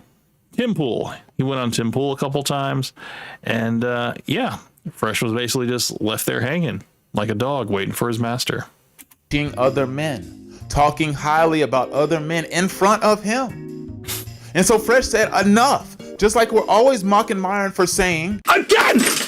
But then I also thought it was serious because Fresh was talking about, I need to get away from Myron. I need to get away from all this rhetoric, this negative speech, all this virus speech that's constantly coming out of Myron's mouth. I can't be around it no more. I can no longer support this. Fresh basically wanted to focus more on the girls and doing more of like a relationship centered podcast and just keeping it close to like dating and stuff like that, because that was where his head was at. He wasn't trying to push the envelope and trying to, talk about new stuff. Fresh just wanted to do what worked. Commercial content that much, huh? Cost money is the problem. There's no point to it.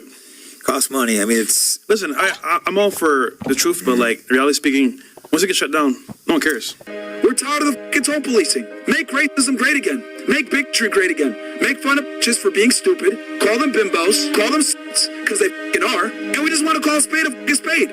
Yeah, I know it's tough because like they're gonna shut you down at some point. Stuff gets banned and stuff, so it's I'll put you in a tough. corner. It's, it's like what I enjoy speaking about. It's harder to get sponsors. Stuff starts getting pulled, and I like I said, I like to talk to all kinds of extremist content. Not like, but people don't like that. The problem is, bros, they're like, sponsors don't want it. We want to say companies don't want it. We want to say get. You can only see like how different in ideology like both of them are. Like they couldn't be more further apart, and it's just funny like to watch all of this in a collection of how far they've come and how far apart they've been, how they've driven themselves. The wedge has just grown. Don't want it. We want to call these Jews. We want to be able to say what the we want to say. We want to call Italians or Indians. So at some point you're gonna be in a corner by yourself. If I gotta be the one to be one of the few streamers that says that because all the other ones are scared about losing good endorsements and deals, fuck it. Listen, bro, I'm all for the truth, but at some point you gotta understand it's a losing battle. So I assumed he was done. So I thought the breakup once again was big time legit. I thought it was for reals. And what normally happens during any other breakup scenario? Oh my goodness. One person decides, I'm going to get in shape again. I want to go back to looking like I did back in my prime, completely ignoring the fact that that might have led to the reason why you broke up in the first place. But no, they're going to be like, you know what? Before I hit the market again, I'm going to get sexy again. The next person who's going to get to see me and be with me is going to get all of me. So I'm going to be hot again. So I'm going to get in the gym and I'm going to pump some iron, completely ignoring the fact that the last person that you were with for all those years really deserved all that extra activity, but you didn't put it in. But that's neither here nor there, and we're not going to continue to be. Everybody's been saying like if Fresh just worked out and he could have been fresh and fit, but he just didn't want to. He was just like, no, I'm fresh. I can just be fresh. I can just go and eat McDonald's, go, and lead with my wallet, pay for box, and yeah, I can co-host this dating podcast because I earned my seat at the table. And we're like, but the girls don't think you have any like sauce whatsoever, and nobody really took you serious, Fresh, so then he started saying he was going to the gym, but he wasn't really doing full workouts with his gym. He was just basically doing curls and getting somebody to videotape him for a couple seconds, and then he was just like, yeah, I went to the gym, man. So that's what that was all about. That dead horse. But Fresh, he decided to take matters into his own hands. Is in the gym.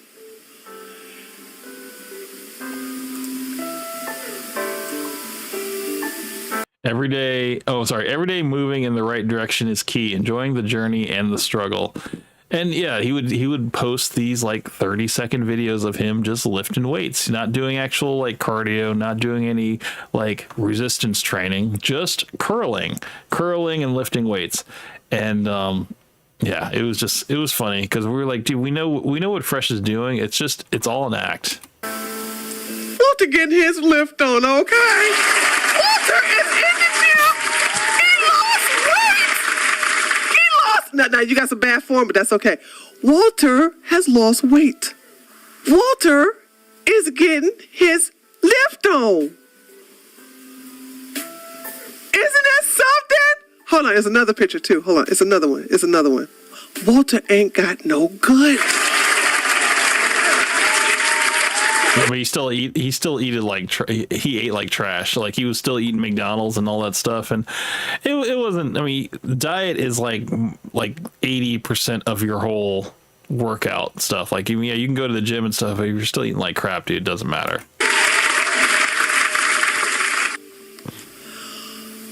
Walter got rid of his gut, y'all. Walter lost weight. He was sucking it in for the photo.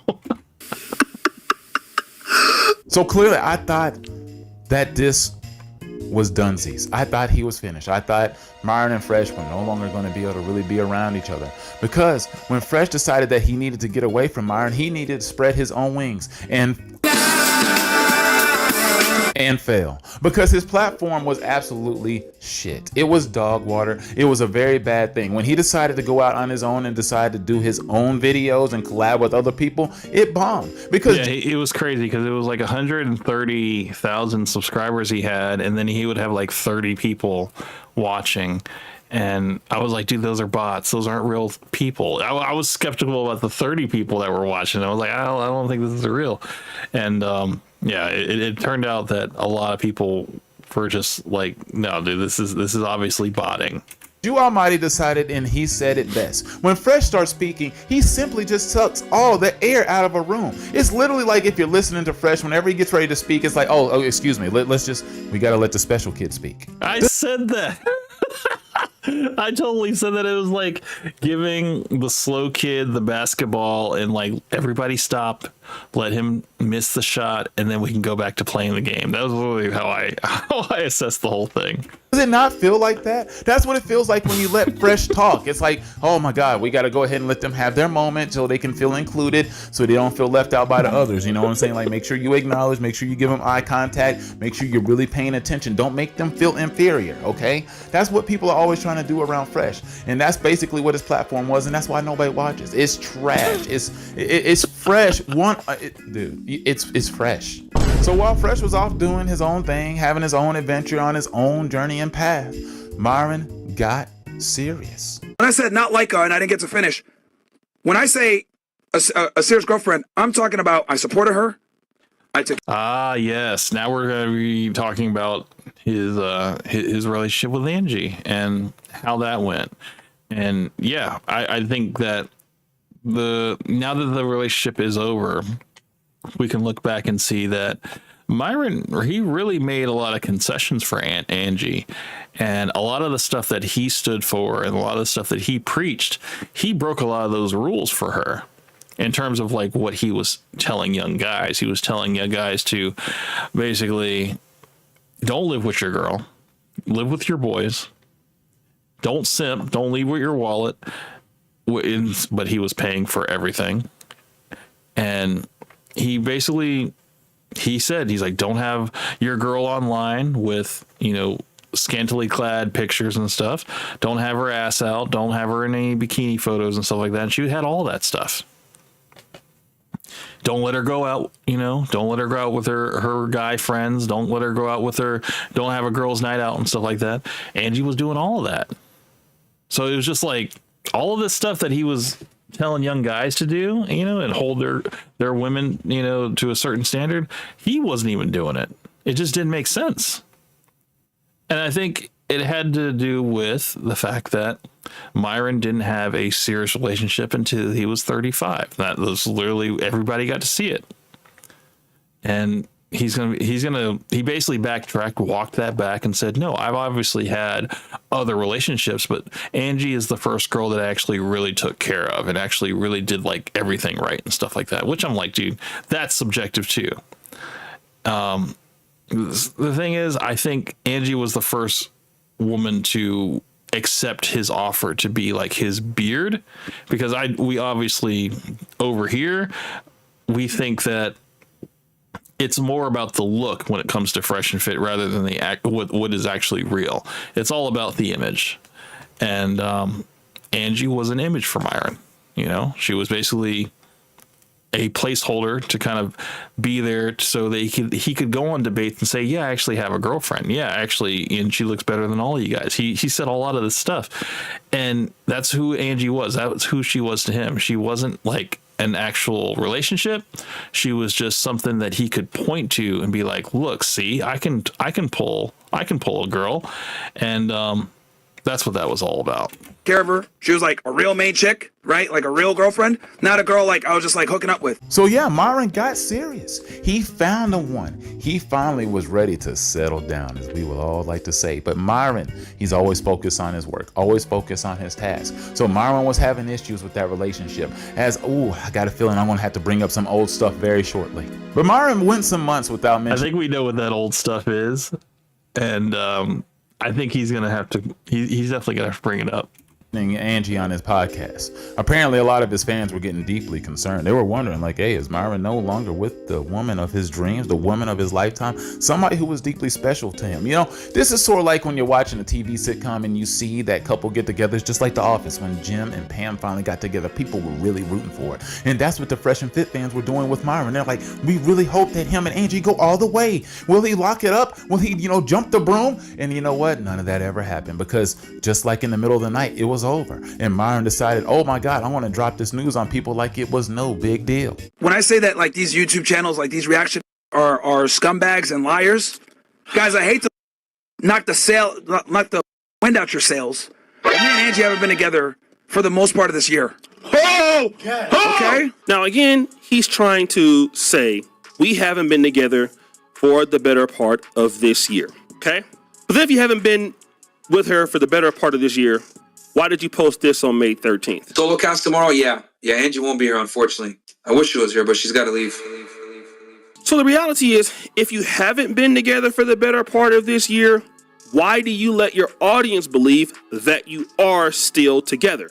Okay? All about the look. It's all about the presentation, She can be in the background, but she's basically just working for him. He's paying her handsomely to be there, to just be like an ornament in the background, so that he can have this mystery, so he can have this look that he has a relationship. And yeah, like nobody can say anything, because he's only putting out what you see. You keep bringing her on your show. So number one, if you haven't been together for the better part of this year, but you've introduced her to your audience and you lead your audience to believe that you're together, then that makes you a liar. It makes you deceitful, okay? So that means that you are having her on as a girlfriend on the show, when in the reality, you guys are not together.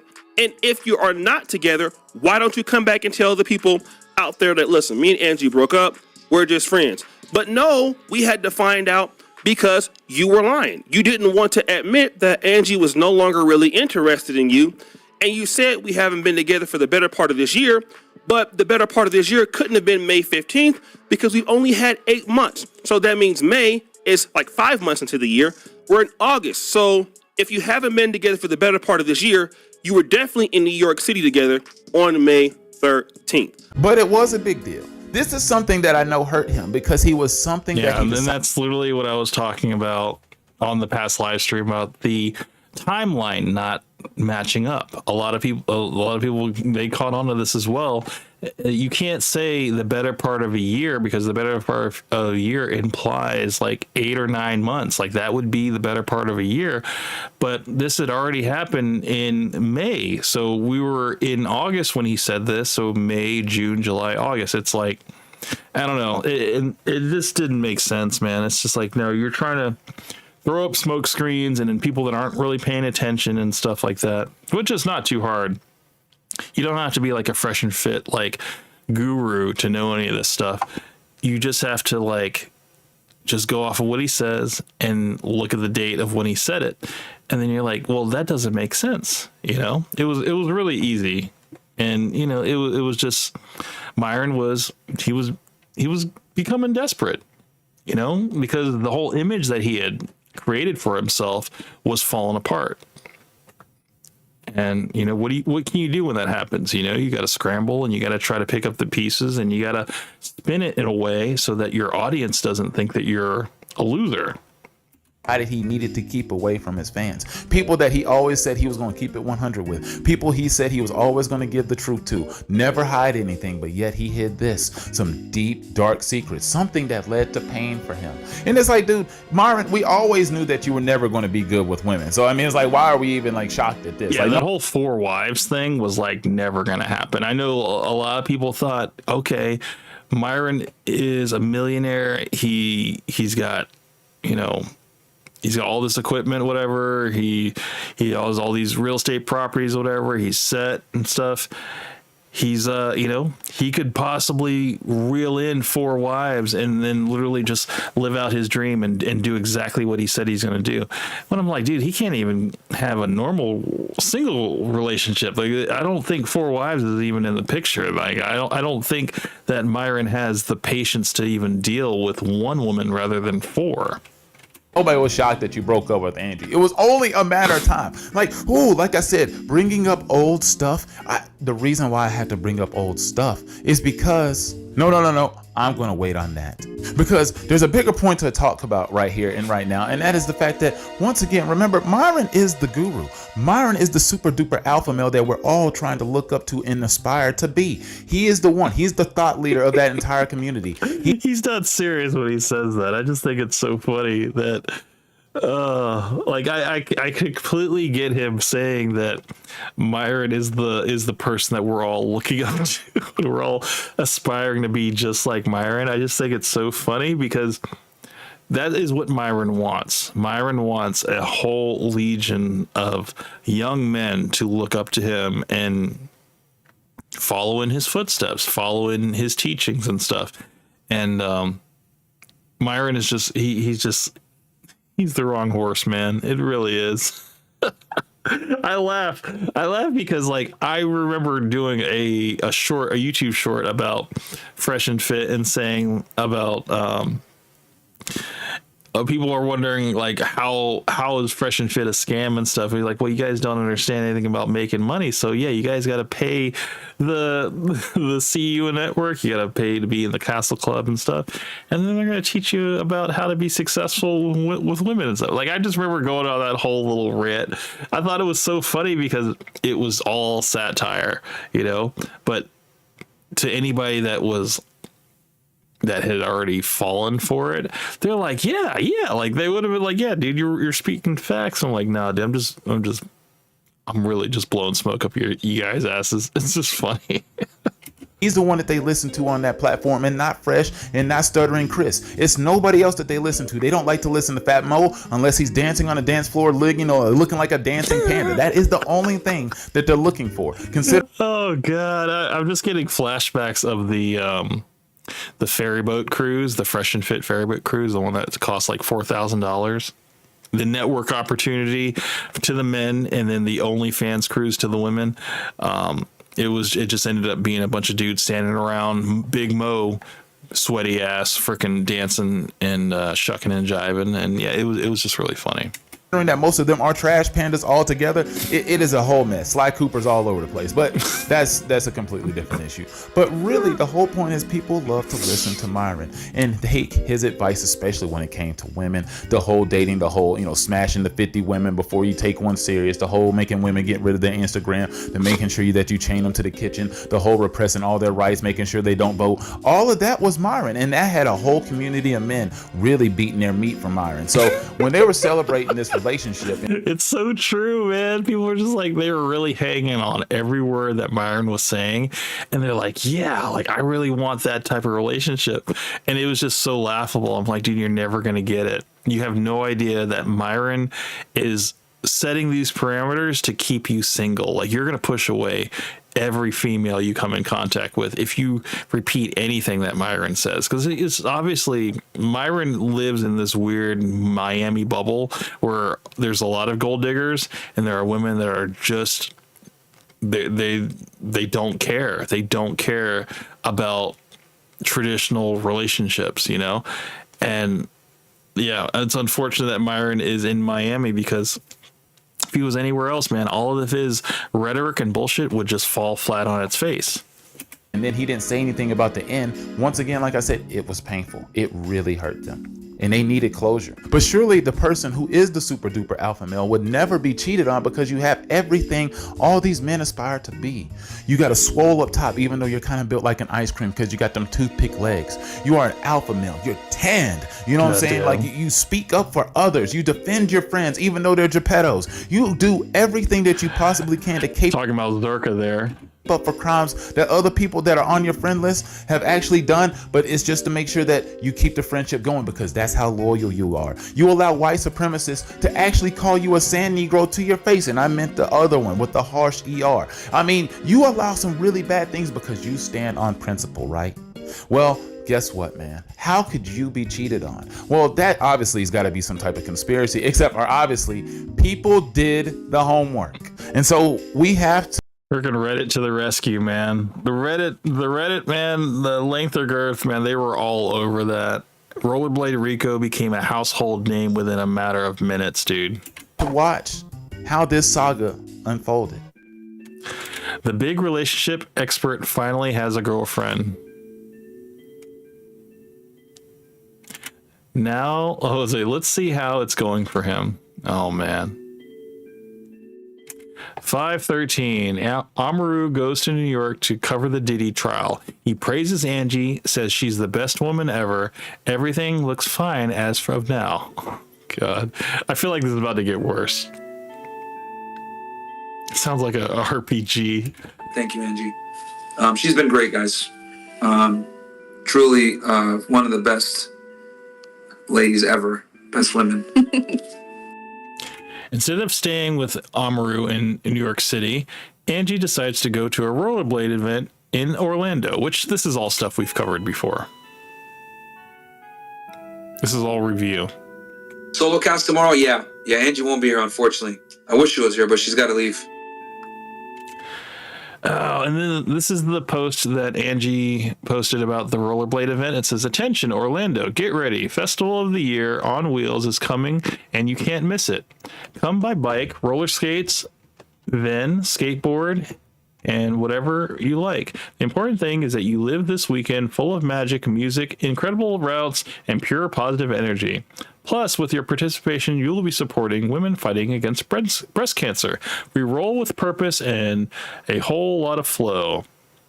May 17th and 18th in Orlando. Spread the word, assemble your group, and join the revolution on wheels."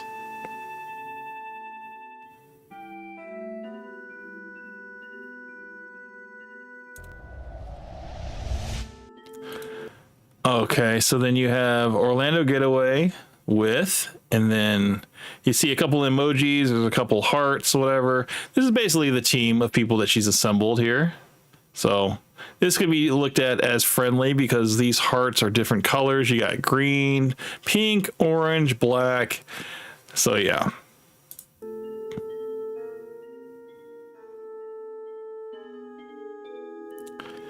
Keep the guy who's sitting on Angie's left side in mind. We're going to refer to him as Don Juan from this point on. He will have an important role later.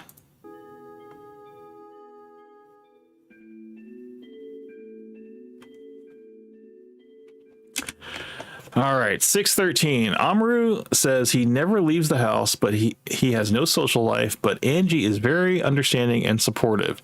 This is the last time Amaru mentioned Angie's name. She has never showed up in his streams after this either. Which, you know, the dates would line up that this would be when this would be the better part of the year. You know, they've been broken up for months, according to Myron.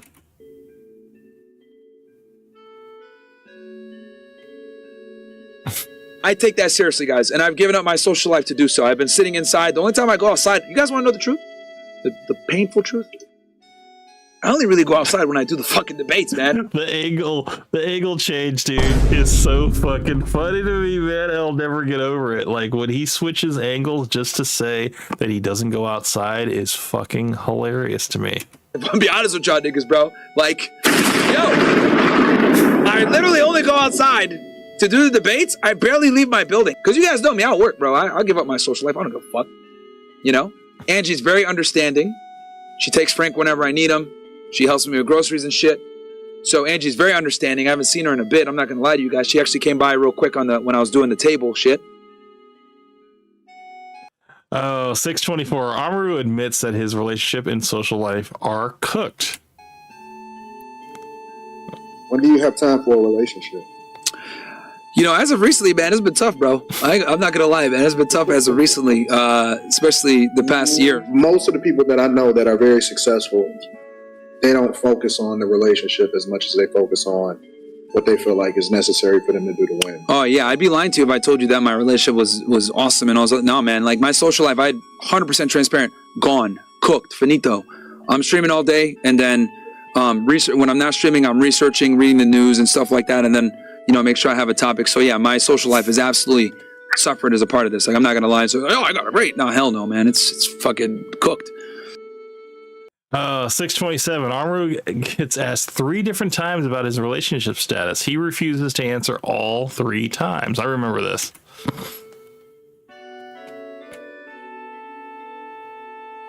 Do you have a missus? Do you have a girl? That's irrelevant to the question. No, like I just don't know context. I'm asking you. I want to get to know you. That's irrelevant. We're having an objective discussion. Women that are sex workers. Do you have a wife? Do you have a girlfriend? That's what I thought. The fuck? Like, what does that have to do with anything? Exactly. Like, it just means like you can't even get it yourself. So like you are telling me I can't. Like, what's that? I don't get that. I want to know your argument first, because that is like crazy, bro. Don't you have like a girlfriend or like a wife or something? Like somebody you appreciate? Bro, we went over this a million times. Somebody else, because I don't want to. You're really gonna do the that, same bro? argument again? Yeah. Somebody else. 630.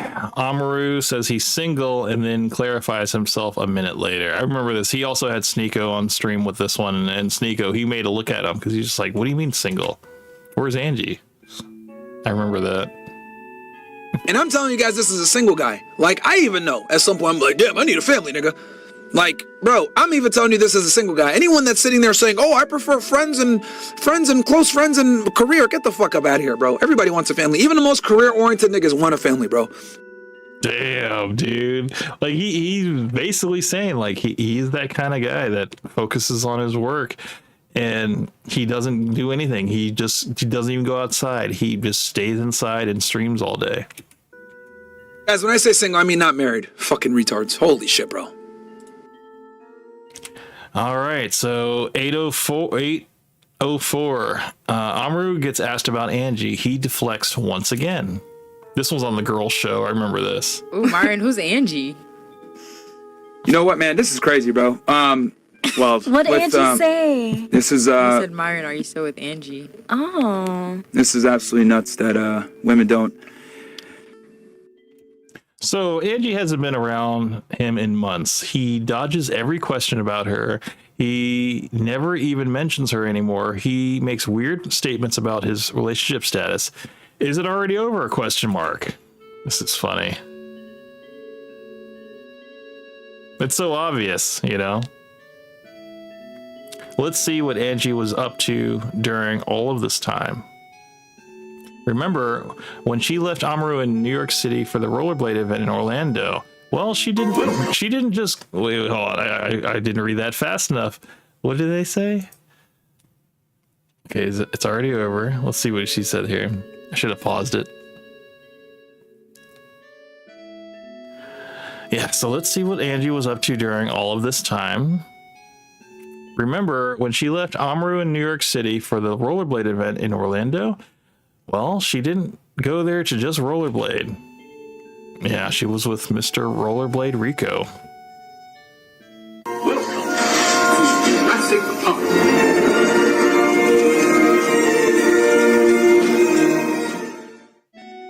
She went to Universal Studios with Don Juan. The story was posted by him. Before anyone would say, but we can't see her face, it doesn't matter.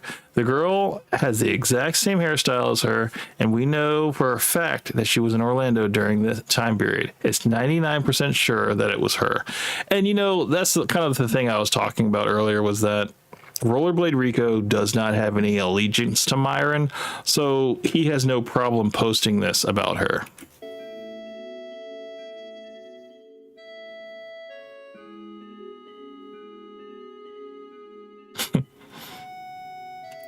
Next, I'm going to show you a bunch of pictures of Angie and Don Juan from late May to late July, which, when you think about the timelines, that when Myron was with Angie and then saying that, yeah, she's not going to be here, and that, you know, he wishes that she was here, that was in May. So they were already in a relationship, Angie and Don Juan, at this point.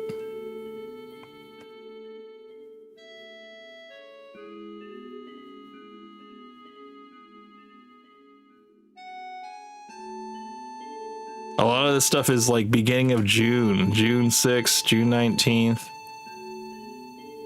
June 27th.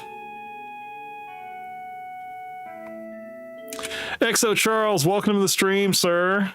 Good to see you finally made it. Yeah, man. This is like one of the funniest videos. It's a whole compilation talking about Myron has nothing left. He lost the podcast. Well, he lost the monetization from YouTube. He is no longer close to Fresh. He lost Angie, and now he is in fear of going outside now, like to do any type of public debate or college tour because of what happened with Charlie Kirk. So it's like he has to change his whole strategy now. But welcome to the stream, sir. Glad you can make it.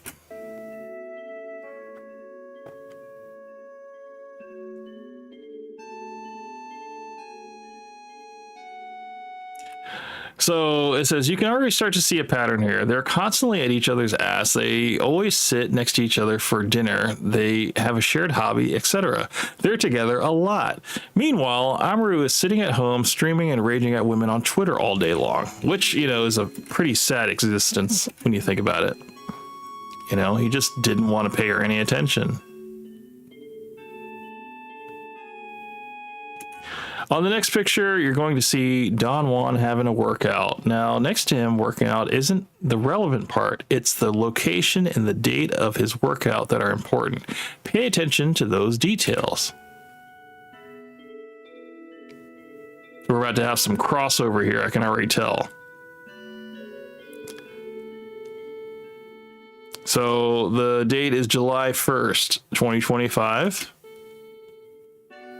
Take a guess who is working out with him as well in the exact same gym as the exact same time as Don Juan was.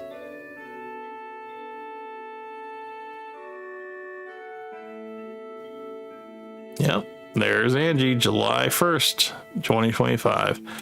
Yep, you guessed it right. That's our Venezuelan migrant. What a coincidence, right? Starting to become more and more obvious what's going on here.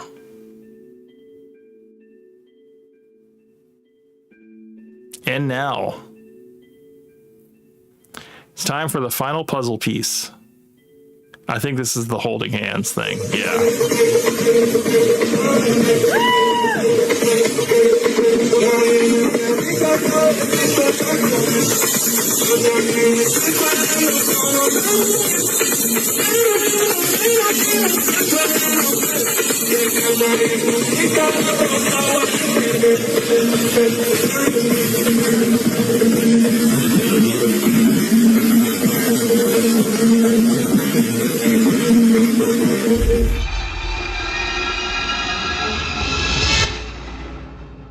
Oh, God. Oh, man. Like a house of cards. Everything is crashing down like a house of cards. Let's go back here. Yeah, so, I mean, the thing is, man, I didn't think they were going to go the distance, and I think any of you knew that as well, that was never going to go the distance. And Angie probably was never going to be one of the four wives or being okay with another woman. It just never was going to actually happen. You know, like, I think a woman has a needs, and she was going to eventually get out, find a way out, and she did. And I'm happy for her. Angie came to the conclusion that she would rather risk a lifetime sentence at Alligator Alcatraz than spend another minute with Myron Gaines.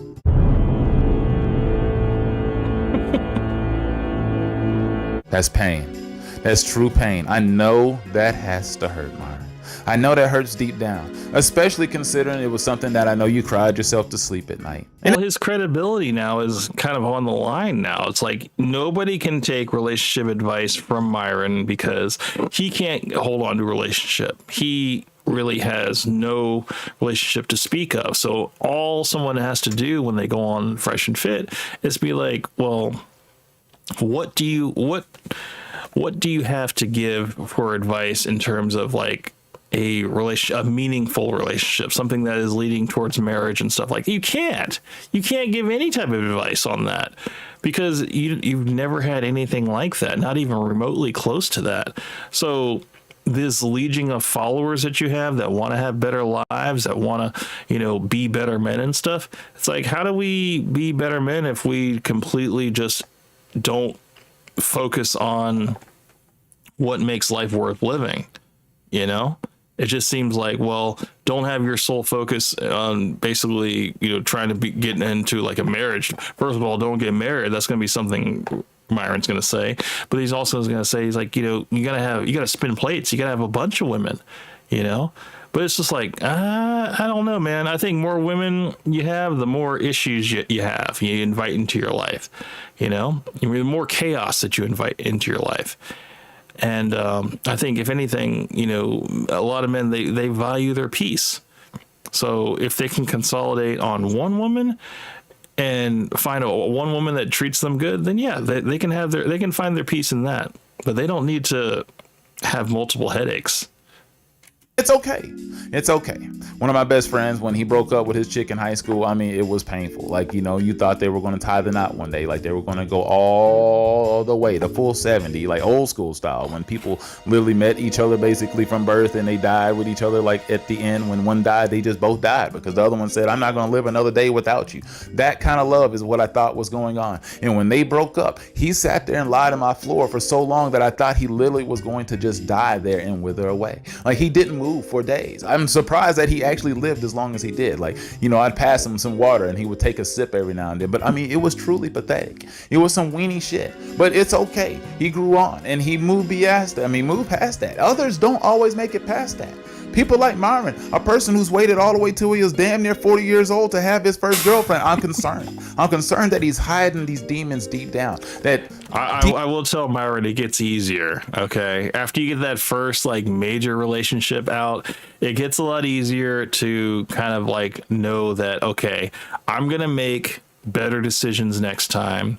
I'm gonna not be so rigid in my beliefs, and I'm going to care a little bit more, if this is what I want. But if I don't want it, then I'm going to care a little less. That's the thing about being, whatever type of man you want to be. You can make those decisions and work towards them.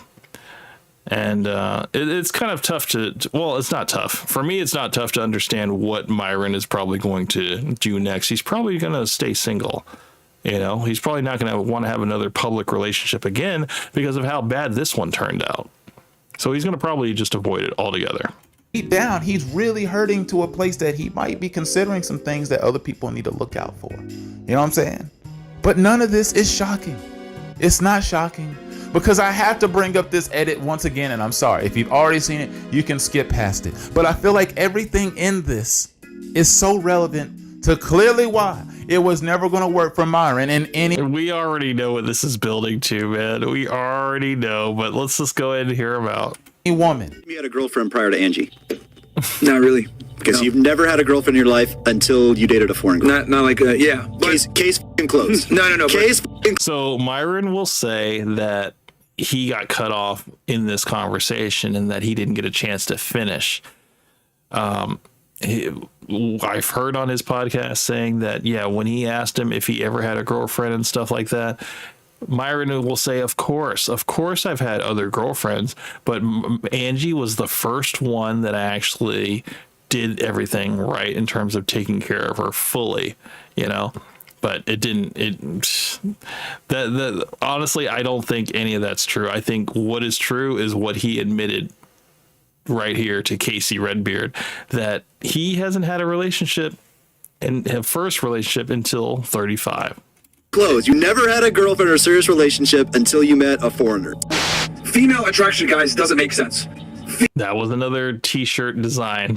Female attraction doesn't make sense. This is a great video because it's literally highlighting everything. Female attraction, guys, doesn't make sense. Female attraction, guys, doesn't make sense. Female attraction, guys, doesn't make sense. Could you imagine being like an avid Fresh and Fit like follower and then hearing that? It's like, do you adopt that as your own, you know, along with everything else that you've adopted from Fresh and Fit? And you start believing that, yeah, free male attraction doesn't make sense. So, yeah, why am I working so hard to try to get, you know, the affection of this girl when it just does? It's supposed to not make sense.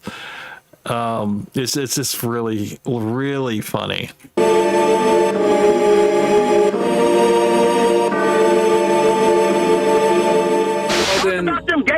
You called in. Goku to the goat. I know exactly who this is. He had a really good. He had multiple conversations with Fresh and Fit. One of them being that they weren't black, and then this one talking about the gay pictures that Myron has. To scream about cartoons. You're screaming about cartoons right now. Why don't you talk about it's like 6 fucking photos of you doing some gay shit, bro. You only explained 2 of them. Get out of here, bro. What are you talking Get about? the fuck out of here, You bro. already explained it multiple times, bro. Why are you hugging a white boy from behind when your lips is on that nigga here?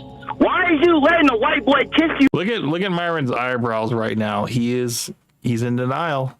Let me go to the bigger screen right here. Let me see if I can shrink chat a little bit. Hold on one second. Because Myron, he is a pathological liar. He is. Okay? We know this. Let's just go back just a little bit. This one guy, he donated and he put his freaking whole phone number there. What a dummy. Anyway, that's just their audience. Look at Myron's whole face change right here. Like 6 fucking photos of you doing some gay shit, bro. You only explained 2 of them. Get out of here, bro. What are you talking about? Get the fuck out of here, You bro. already explained it multiple times, bro. Why are you hugging a white boy from behind when your lips is on that nigga here? Why are you letting a white boy kiss you on the mouth with his eyes closed and y'all tails to touch you? What the fuck are you doing, bro? If Myron was, as you say, gay, I would know. Watch any. No, you wouldn't, Fresh. If anything, you'd keep his secret for him. That's pretty much the gist of it. The NBA game. Watch any sport. What do they do when he doesn't go play? They slap the ass. Is that gay too, nigga? That's the funny thing. He wants to defend it so much. That's not gay. But see, Myron saying that about basketball players is laughable because he wasn't a basketball player. He wasn't a football player. He was a rower. He rowed in college. So it was like, it wasn't rowing is not a contact sport. It's not. So why were you in the bed with 2 other men with no shirt on? It doesn't make any sense. That's not, but hold on. He's going to be the first one to call anything that is not gay, gay. Facts. You're doing this, that's gay. You're doing that, that's gay. Okay, so that would have been one of my questions. This basically triggered a memory just now. When did Myron become the authority on what is gay? You know, it's like, how do you know what's gay? And it just seems like, you know, you said dancing with women was gay.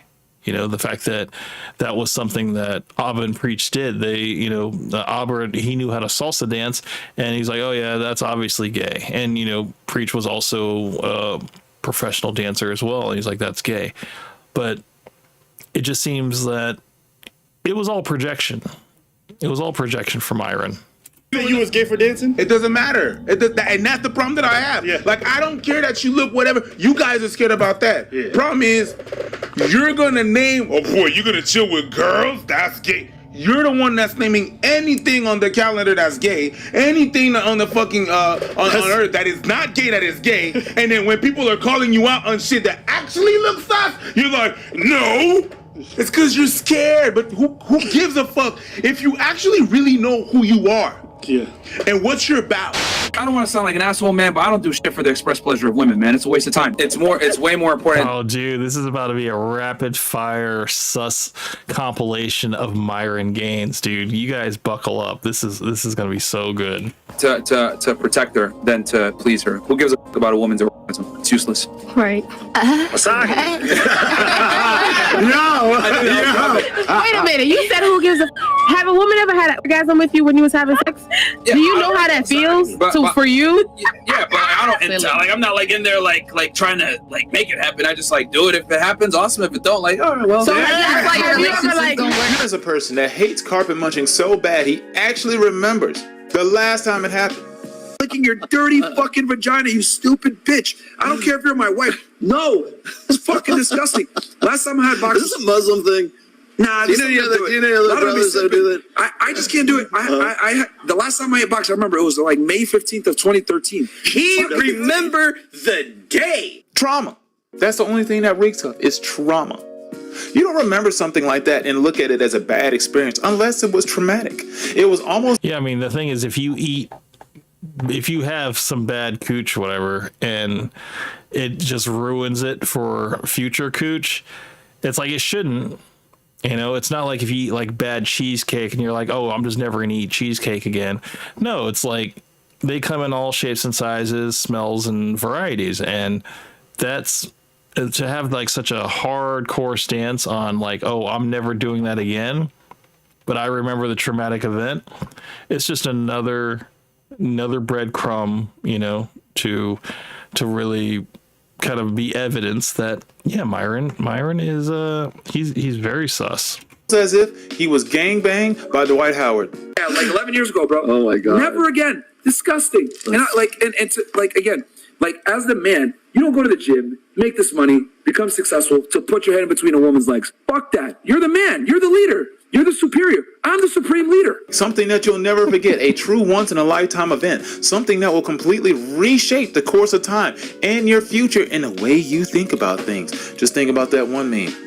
Myron? Yeah, think about that the next time you eat some carpet. That's Myron. There's fat niggas that eat box, right? It's always the ugly, fat mother that are the grossest because they have to be. They have to do the weird shit. Right? They have to, Rolo. Like, the fact that he's calling it weird, man. The fact that he's like, you know, it's like, I get his whole stance, but it's like, if it only makes sense to me if Myron was in the closet. It just makes so much more sense, and it wouldn't be like it wouldn't be interpreted any other way. Oh my god. Me? I don't do these sit-ups to sit up and lick your dirty ass box. I'm in the gym grinding. I'm at work making a bunch of money. Traumatized. I mean, that's the funny thing about Myron. His hero is Andrew Tate, Mr. Bugatti. I love a Bugatti. I don't like pleasuring women. He is that guy. A man who doesn't even like to pleasure women. Anything to make them happy and make them want to stay with you, that's gay. That doesn't make any sense to me. The men and women during their parties are so separated, it looks like they're partying during segregation. It's the craziest shit I've ever seen. It's a middle school dance where the guys are on one side, too scared to talk to the girls, and the girls are all bundled up with themselves. We're going out. Okay. What do I wear? Wear this. Boom. She don't even know where y'all niggas going. You just told her to get ready and she does it. Oh my God, where are we going? We're going to the moon. The moon? Oh my goodness. I don't have a spacesuit ready. Why don't you have a spacesuit ready? I don't understand. You've been sitting at the house all day long. You've been sitting around doing dishes, vacuuming the floor, cleaning the house. But yeah, for whatever reason, you didn't think to yourself that you would need a spacesuit at some point in time. Damn it, when I said I would love you to the moon and back, I really meant it. I meant that I was actually going to take you to space. Intergalactic, interstellar travel. Why aren't you prepared? You're not prepared for anything. I mean, come on, bitch. What is wrong with you? Like, seriously, I don't understand where your mind is. Like, do you not understand? You're supposed to be able to read my thoughts. Myron will say that women lack critical thinking skills, and that would be another example of it. You're supposed to be able to pick out and just predict the things that I'm ready to do. When I come home, everything in my life should be ready. Where's my foot bath? Hey, I need this done. Does it? Oh, man, these guys are truly wild. I mean, they are nuts. Here, you want the keys? You want the keys? Here, go fetch. If you want to leave the house, that's what you got to do. Fetch. Mr. She packs my condoms while I travel. I tell you what, I knew all that stuff was eventually going to come to fruition one day. All of a sudden, you were supposed to have this girlfriend who was apparently packing your condoms so you can go ahead and pack out a bunch of other... It actually sounds really sinister when you look at it, because it's like, for him to be so confident in saying that Angie packs his condoms when he goes out and stuff, it was just like, okay, but what does she do when she goes out? You know, because you're not going out. She's actually going out, and she could be doing whatever, and it doesn't ever come across you because you think that she's being loyal, you know, because she agreed to it. She agreed to being closed on her end and open on your end and stuff. It's like, how could you even rationalize that that's what was going on, man? It's like you're inside 24 hours a day. You know, you only come outside for public debates and for Chipotle. That's about, maybe not even Chipotle. I think you get that probably delivered to your house. So yeah, only for public debates. I think that was actually true, what Myron said. Women when you were traveling out of town, so you can bring back whatever diseases, herpes, gonorrheas, or whatever that you were thinking, and just infest her with it. And then also say, you know what, I'm too busy actually most of the time to ever have sex with you. Honestly, to be, you know, honest, like that whole fabrication about taking the condoms was a lie, because you never have sex, according to you and according to her. Apparently you are one of those who's always in monk mode. You're constantly working, and that's why you said apparently this relationship had to end, because you were just like, oh my god, I just worked too much. Like, dude, you're gonna have to figure out some things in life where you're just gonna have to balance some shit out. Like, we all are on the grind, but we also can find time to squeeze in for women. I mean, if you like them. I mean, honestly, I'm still thinking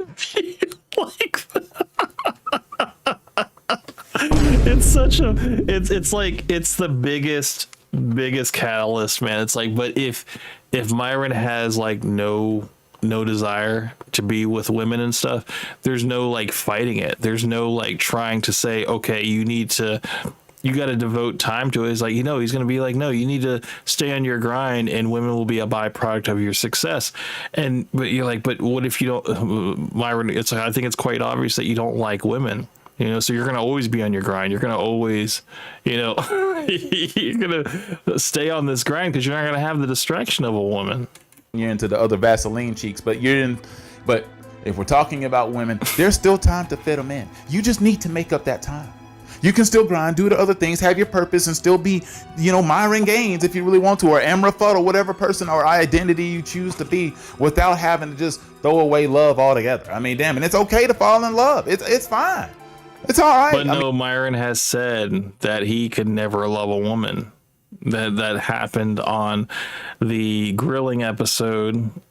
And I mean, that happened over a year ago when the girl asked him, could you ever love a woman? Or no, he's like, have you ever, no, she didn't even say that. She said, have you ever been in love? And Myron said, with a woman?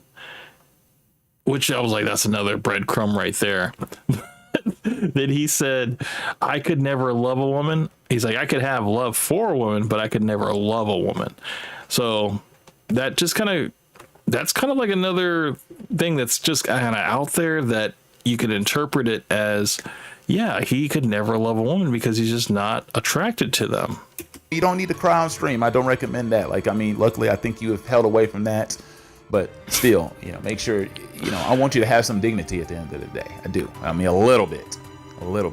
Because the next stage in this whole saga with Myron and them is now, after the whole breakup and everything, which was sad enough, and people clowned him for weeks for it, is the fact that now that he's saying that they had to leave YouTube. YouTube has to go. And the fact that they can't change the platform over to LubeTube so they can be as raw as they really want to be on this platform, they said they gotta go. They said they can't make enough money here. For whatever reason, they are truly preaching the definition of insanity as trying to get remonetized on this platform. They keep doing the same thing. They haven't changed their rhetoric. They haven't changed their tone. They haven't changed anything that they've done off camera. Like, Myron still has the hood hanging up in his room somewhere, and he's going to keep that hood as well for sentimental value over his very first relationship. You know, that clan hood has sentimental value now. Wonders why they haven't been remonetized on this platform. I'm sorry, they don't trust you. That's why you're not going to get to make the money back here. So it makes sense that they're going to hightail it up out of here. And you know what, that is kind of sad. I mean, we're gonna miss some of the days where we can clown them on this platform. I don't want to go to Rumble. I don't want to go to Castle Club. I don't want to go to any of those places to find Fresh and Fit. I guess we're gonna have to find some more people to clown, but those people are running away, and I get it, because there ain't no money in it. It doesn't make a lick of sense why they've been trying so hard with the same method. I mean, dude, this is literally, like I said, the definition of insanity is repeating the same shit, expecting different results. And that is what they've been doing for almost 3 years now. It's like, dude, what are y'all doing? Y'all got to be smarter than this. But then again, you have Fresh in the whole thinking circle, which dilutes the whole brain power of everybody in it. So I get So true. Oh, you hang around Fresh long enough, man, and your IQ just drops. And I think that's probably why Myron is just going to continue to like spin his wheels and just continue to keep hope alive and just try to become remonetized. And you know, if you have Just Money Mondays on there, maybe they might be able to squeeze out a monetized podcast. We will see. We will see. That's the new strategy they're working with. If not, they're probably just going to go all in on Rumble, and hopefully they can make something work. You can come to the conclusion that, you know what, maybe we can't figure shit out. I guess I can get that. But honestly, that's really all I got for this video. On a serious note, on a very, very serious note, I know I clown Myron and all of them on this channel a lot, but he is a very opinionated figure. And Charlie Kirk just got deleted the other day in a very terrible way that I still can't erase from my brain right now. And I mean, on a real note, like, people like him need to start looking around for like legitimate security when they go to these events. You need to make sure that you have people looking out for you. Yeah, I mean, I think it was said on, I think it was a Twitter space, and I think Fresh was in that Twitter space with Myron. But they were telling them, they're like, yeah, Myron, do not go and do any more of these college tours and stuff. And then Fresh make sure to speak up and say, yeah, I'm actually going to make sure that to stand in front of the door to keep him from going. Because, you know, if, like I already said before, if Myron leaves the podcast, that's it for the podcast. Okay. Fresh needs to hold on to him for dear life, so he will do whatever he can to keep Myron from doing any of these college tours, because that's the last thing he would want to happen, is to have to host it by himself. Because I know some of the stuff that you spew is just for like, you know, almost shits and giggles at this point in time, but like, people be taking these things to heart, and when people take it to heart, they will start thinking about how to take your heart, and I don't want to see that happen. Like, dude, I do not support Charlie Kirk. I do not like Charlie Kirk, and it is one of those things many other people are. I'm not alone. And the other day, I don't know if that came across in my video, because I said I was sad about it. I was mostly just sad that somebody died and his family is left with no, you know, dad anymore. I mean, that's a sad, terrible reality for them. For him, he didn't believe in empathy, so why should I believe in it for him? But with Myron, I'm just saying, dude, be careful. I'm telling you, you go out to these open events. I mean, you're unchecked at most of these events. Like those little clips I showed you earlier, he was unchecked. I mean, hell, somebody could have just walked up and mopped his ass. Dude, there was literally a laser pointer at him recently. I remember this. He was on the streets of Miami doing the IRL debate. You know, he set up the table and everything like that. He was sitting down, and yeah, somebody whipped out one of those little laser pointers, whatever, and was just like aiming it at his head and stuff. And he didn't even like bat an eye to it. But I was just like, oh shit, you know, you gotta always be alert, you know, about this stuff. Now, that wasn't a real gun or anything like that, but what if it was? I ain't gonna say for him to stop speaking, but I am gonna say you might want to take out some security if you're gonna go out speaking, because I'm telling you, man, shit's dangerous out there, and I need you as a worthy opponent and an adversary for me to clown every now and then here on the internet. So it's true. I mean, the moment that happens, you know, like I'm not saying it's not really a matter of how, it's a matter of when it happens, you know, everything's going to come crashing down, you know. Fresh won't be able to carry on the podcast by himself. And yeah, I mean, and the thing is, like, I'm a decent human being. So if something happened to another human being, regardless if I agree with their views or not, yeah, it's going to be bad, you know. But does Myron have a family? Myron definitely has a family. He has a mother and father, and he has a sister and stuff like that. But does he have his own family? You know, does he have children or a wife that he's going to be leaving behind and stuff like that? He's going to be leaving Fresh behind. He's going to be leaving Chris behind, Big Mo, and Bills. And that's about it. You know? I mean, that's it. All he's got is the podcast. I need these people to make it and exist. It's just like having. And Eric, I completely forgot about Eric.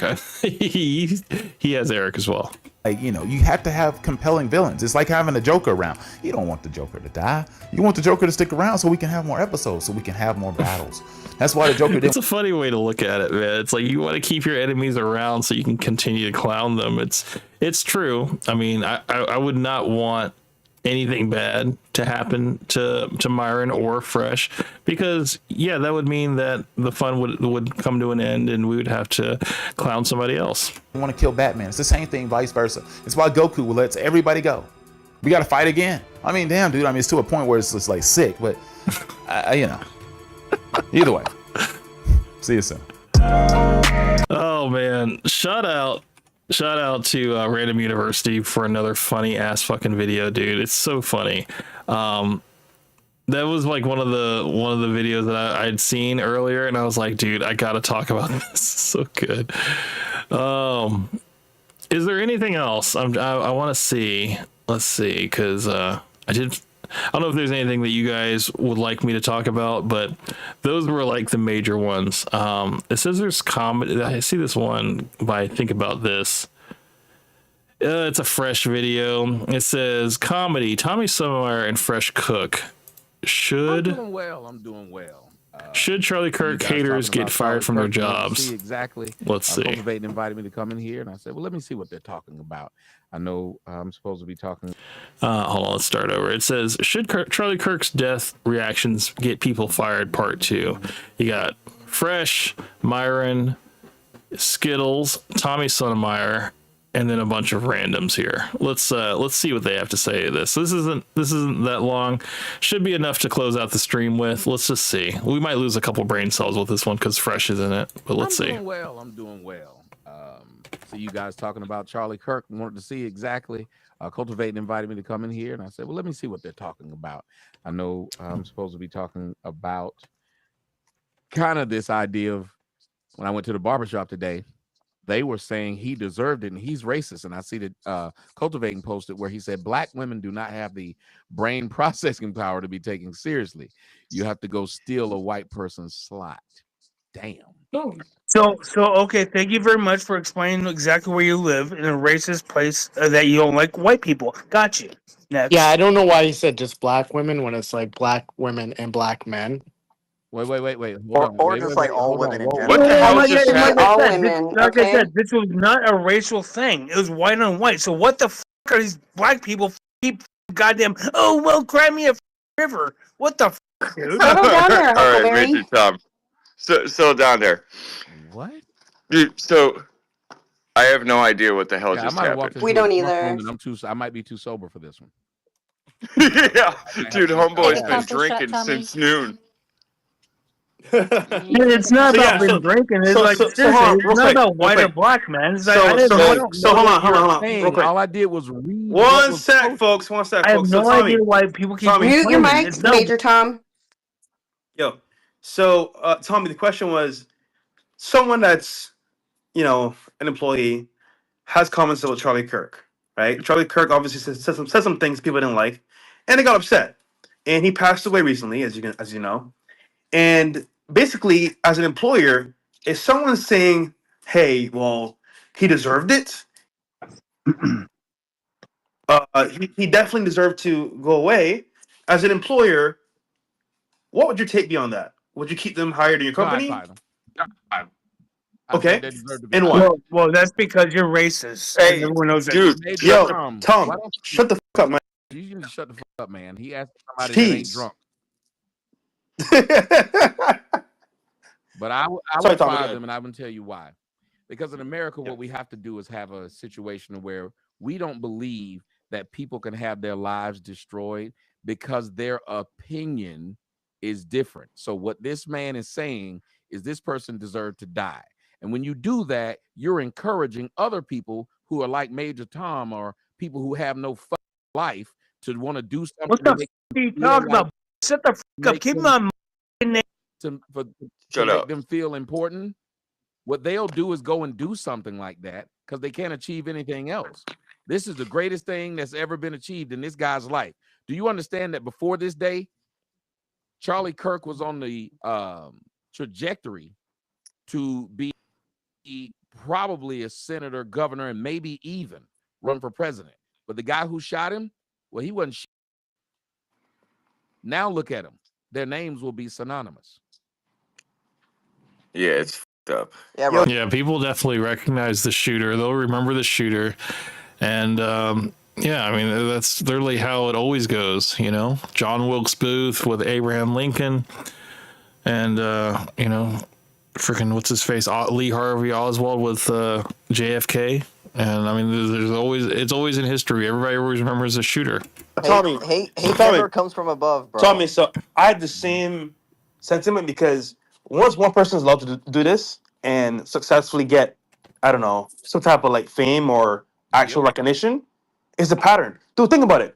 Remember the first 40 I fucking hate Fresh. God, I hate when he says think about it. It's like, think about this. hours, they didn't catch a suspect, right? A real suspect. Which means, okay, I ain't gonna shit my name. I hate this creator. I'll make a name for myself. He didn't get caught, so I can do it too. And that's precedent. Once that's set, bro, as a creator, it's scary because you don't know who's watching. You don't know what's the angle. You don't know how you might piss them off. And it's like, all right, well, I'm gonna go public on campus and speak about these topics. Oh, he's gonna be there? Bro. And then here's this security detail. Imagine, right? I've been to many events. How many you know how I'm plugged in with people? I don't get checked. I can walk straight in, and God forbid, I take a gun with me. Now, granted, a lot of these security guards are from the hood, or they're like people that, quite frankly, ain't got to lose. So, oh, yo, bro, that up there, I'm about to pull up. Let me in. I bet. Come through the side door. And that's all it takes. And one guy lost his life like that in Miami, well-known guy here, because obviously he was hated, and someone letting somebody with a gun, boom, dead. So I just think as a creator, more so than ever before, we saw in real time what can happen. And no one is safe. Nobody's safe. I just want to know who's driving a black Mitsubishi. I had a couple things happen to me that ended up. I'm sure all these guys have gotten gotten death threats. We know Myron has. We know Nick Fuentes had that attempt on his life earlier in the year. And, you know, I'm sure Tommy Sotomayor has also had death threats. So in terms of like, yeah, their opinion, they definitely have, you know, a lot of haters, people that have made these threats and stuff like that. And, you know, they move accordingly. You know, Myron basically doesn't go outside. You know, Walter is outside, but he's not really that important enough for anybody to target. And, you know, it's like these guys can really kind of just, they can either modify their message or, I don't know, stand 10 toes down, which I think what they're going to do is stand 10 toes down and hopefully hope for the best. Live one where I ended up getting assaulted in Harlem, and what happened there was a guy was asking me questions just like with Charlie Kirk them, and I was answering his questions, and what got him mad was that the black women were starting to agree with me. So he see why you go racist? This is not a racial thing, bro. It wasn't racist. He was basically just saying what happened. He's just saying that it happened to be black women that agreed with him. I don't know. All right, he's gone How again. do you bring him up? And sorry to interrupt you, since we're already, can you, chat ban is No, requested. Tommy was just talking about his story. 1000%. Sorry, Tommy. That's all right. Well, anyway, the guy got mad and said, well, I just don't like you. And I said, well, all right then. And as I walk off, he punched me in the back of the head. If you go watch the video's still on YouTube. If you go and watch it, while I was trying to fight him, there was a guy about 3 to 4 feet behind me with a knife that was long enough to go through my body, pushing towards me. And if I had stopped or walked backwards, he would have stabbed me. Jesus, that's still up on YouTube? Yep. You have to pay attention. Like, I didn't see it at first. I didn't know anything about it. After the event happened, everything happened. It was weeks later when they were watching the video and somebody pointed out to me, you can see a guy walking with a knife behind me, pushing towards me. Yeah, that's crazy. I'm glad you're still here. That sucks. Yeah, so it's a crazy situation. When Tariq Nasheed, when they told him to come in into the room, If you go look at him, he didn't know what was going to happen, so he came armed. So if I had fought Tariq Nasheed and beat Tariq, he would have then had a reason to pull his gun out. So he came up there to antagonize me to see if I'd do something. And the only reason that worked out well for me is because he at least had a family and some kids to lose. But that crazy that assaulted me when I was with Myron and my man Fresh, when I was with them, that had nothing to lose. So not only Extra Charles came back. He says, my 6-year-old nephew makes way more educated and articulated arguments than Fresh without stuttering. Well, I mean, that's the thing.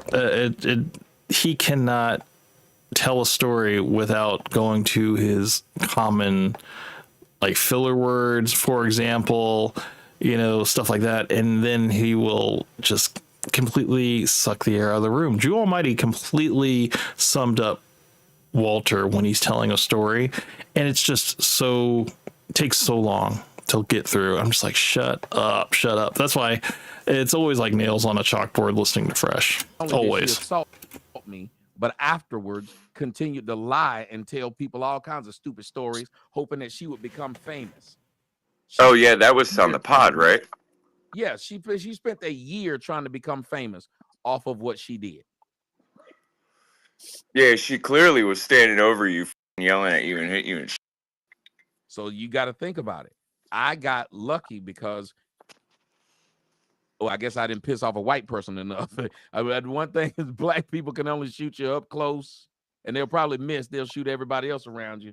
But these white people, you get them mad, well, they pretty accurate from distance. All these shootings you've heard that happened there, it's a black dude, it's a white dude. The only time I've heard of a distant shooter was the DC sniper that was black. Oh yeah. Yeah, they don't. White guys will do it from a distance. Mm-hmm. So, and which is scary because Yo, Tommy. Here comes the special student to come in now to probably reiterate the question and contribute to the conversation. When they tried to find a shooter, right? And they were like, what race is he? I was like, bro, can't be black. Yo, that gonna miss like it's no tomorrow. Chicago. Ain't no way it's a black person, bro. I just knew. Because well, if it was a black person, he'd have tried to shoot him with a Uzi from distance. with a switch. It'd have jammed on him. He'd have stood up, hitting it. Next thing you know, everybody would have seen him up there. He'd have started yelling on God before he pulled the trigger. Holding it sideways and Yeah, but all jokes aside, though, it's sad because Charlie passed away. And at the end of the day, bro, like, whether he's white, black, or you don't like his talking points, that should not be a reason for him to die. Matter of fact, anybody. But as a creator, it hits home because that could be any of us, honestly. Any of us. even as much dog shit as Tariq is spewing lately, I mean, that don't mean that anybody should take his life. And he's spewing some straight dog, some inflammatory shit. But he protected by the so he'd be all right. Yeah, he's protected, peeps. But hold on. Wasn't Charlie as well? Charlie wasn't protected by the Jews. No, Charlie bit the hand that fed him. That's the problem. It kind of looked like he was turning. Yeah, a little bit at the very end. Yeah. Yeah, it did, and he's got a lot of influence with the youth. That's not good. Yeah, look at Andrew Tate. Crazy that the bullet hit his vest though, and then went up in his neck. Well, I heard that's not true. No, you can see the hole in the shirt after he hits his shirt. Really? Yeah. Fresh doesn't know shit, man. Like, I can't really. I feel like I'm getting dumber listening to this, so I'm probably gonna cut this shit because I don't like listening to Fresh for like more than 5 minutes, and it's already been like close to 10. So I don't want to kill everybody else's like brain cells. But from what I understand, is that Myron is not going to be doing any more college. He's basically canceled all of his college tours, whatever, for good reason, and. I think also I heard that what's his face, Ben Shapiro, he said that he is going to continue basically picking up the mic where Charlie Kirk left off and continue doing these college tours. So let me see if I can find that real quick. It's not a long, not a long segment from what I understand. He said he was going to continue.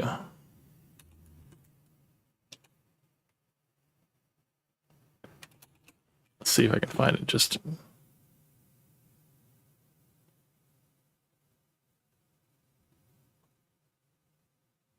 reset.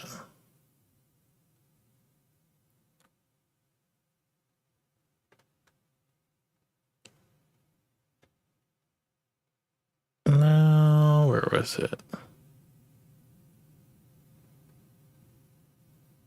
Let's see. I think this Charlie was a religious person, which means that he's with the Lord now. He's with God right now. And I understand he's with God now. And I understand that for Christians, it's a cause for celebration. Ben Shapiro says Charlie Kirk is with God now. But according to the Holy Scripture of the religion of Ben Shapiro, Jesus, the God of Charlie Kirk, is boiling in eternal damnation. So what is Ben Shapiro trying to say? He's with God right now. Where exactly is Charlie Kirk now? Which God is Charlie Kirk with now? With Jesus? Where exactly with Jesus? Charlie was a religious person, which means that he's with the... That's not the video. I thought it was. Let me see. He said something about college tours, and I think, let me see if I can find it. Let's see. I think it was this one. Yes, this is it.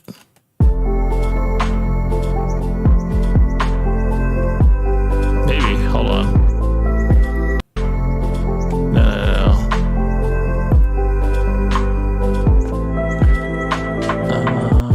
Hold on. Let me stop this. Ben Shapiro. Because I want to find the clip where he said that. He said that he was going to continue.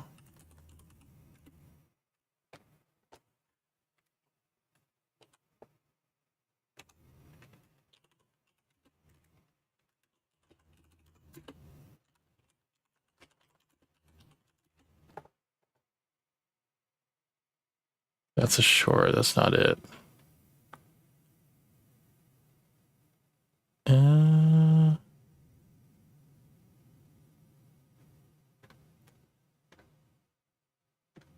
Sheesh.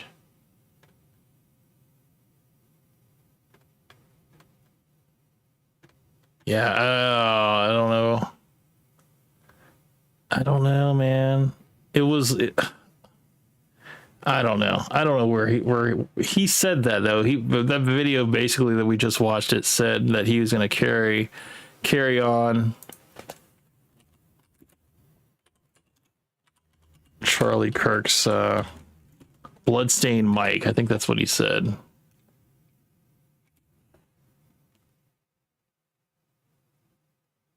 Michael Knowles. Maybe this is it. My friend Charlie Kirk yesterday was gunned down in cold blood, dead at the age of 31. And, you know, it's incredibly difficult to broadcast on days like this, to talk about this. We talked about it yesterday live as the aftermath was happening.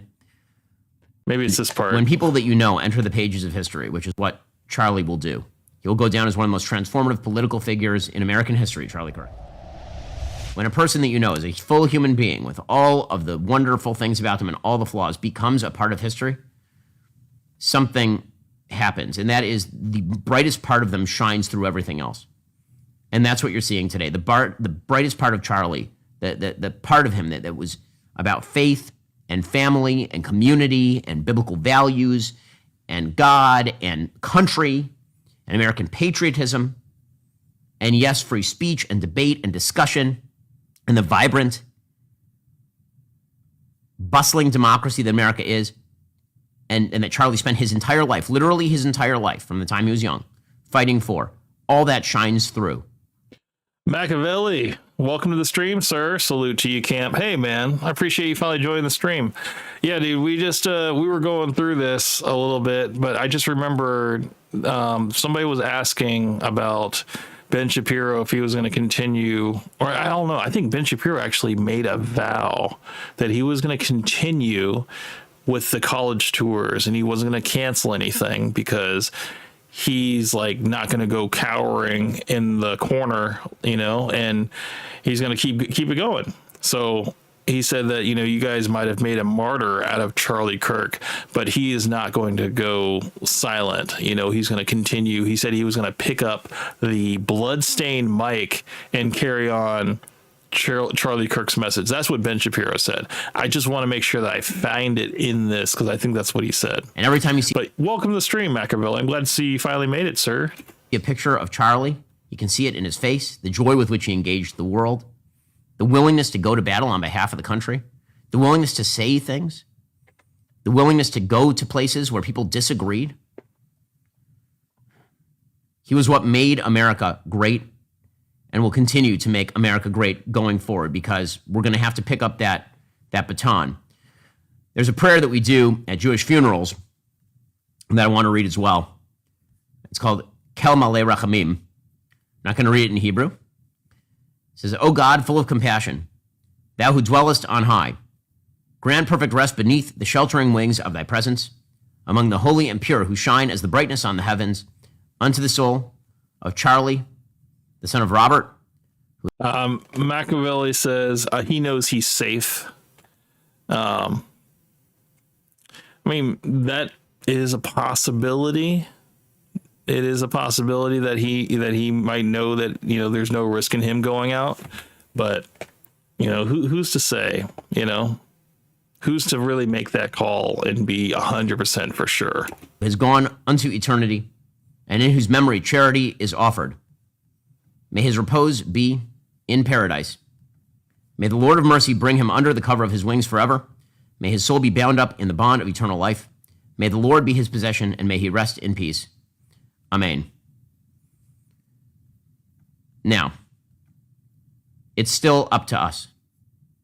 I think this is the speech. I think it's coming up right here. I saw a lot of rumors online today. I was made aware of this by my team. That I canceled some sort of college tour. Yes, this is it. This is it. I'm so glad we didn't sit through 54 minutes, man. It's literally the last 2 minutes of this entire thing. This is what I saw. That's bullshit. I saw those rumors. They are false.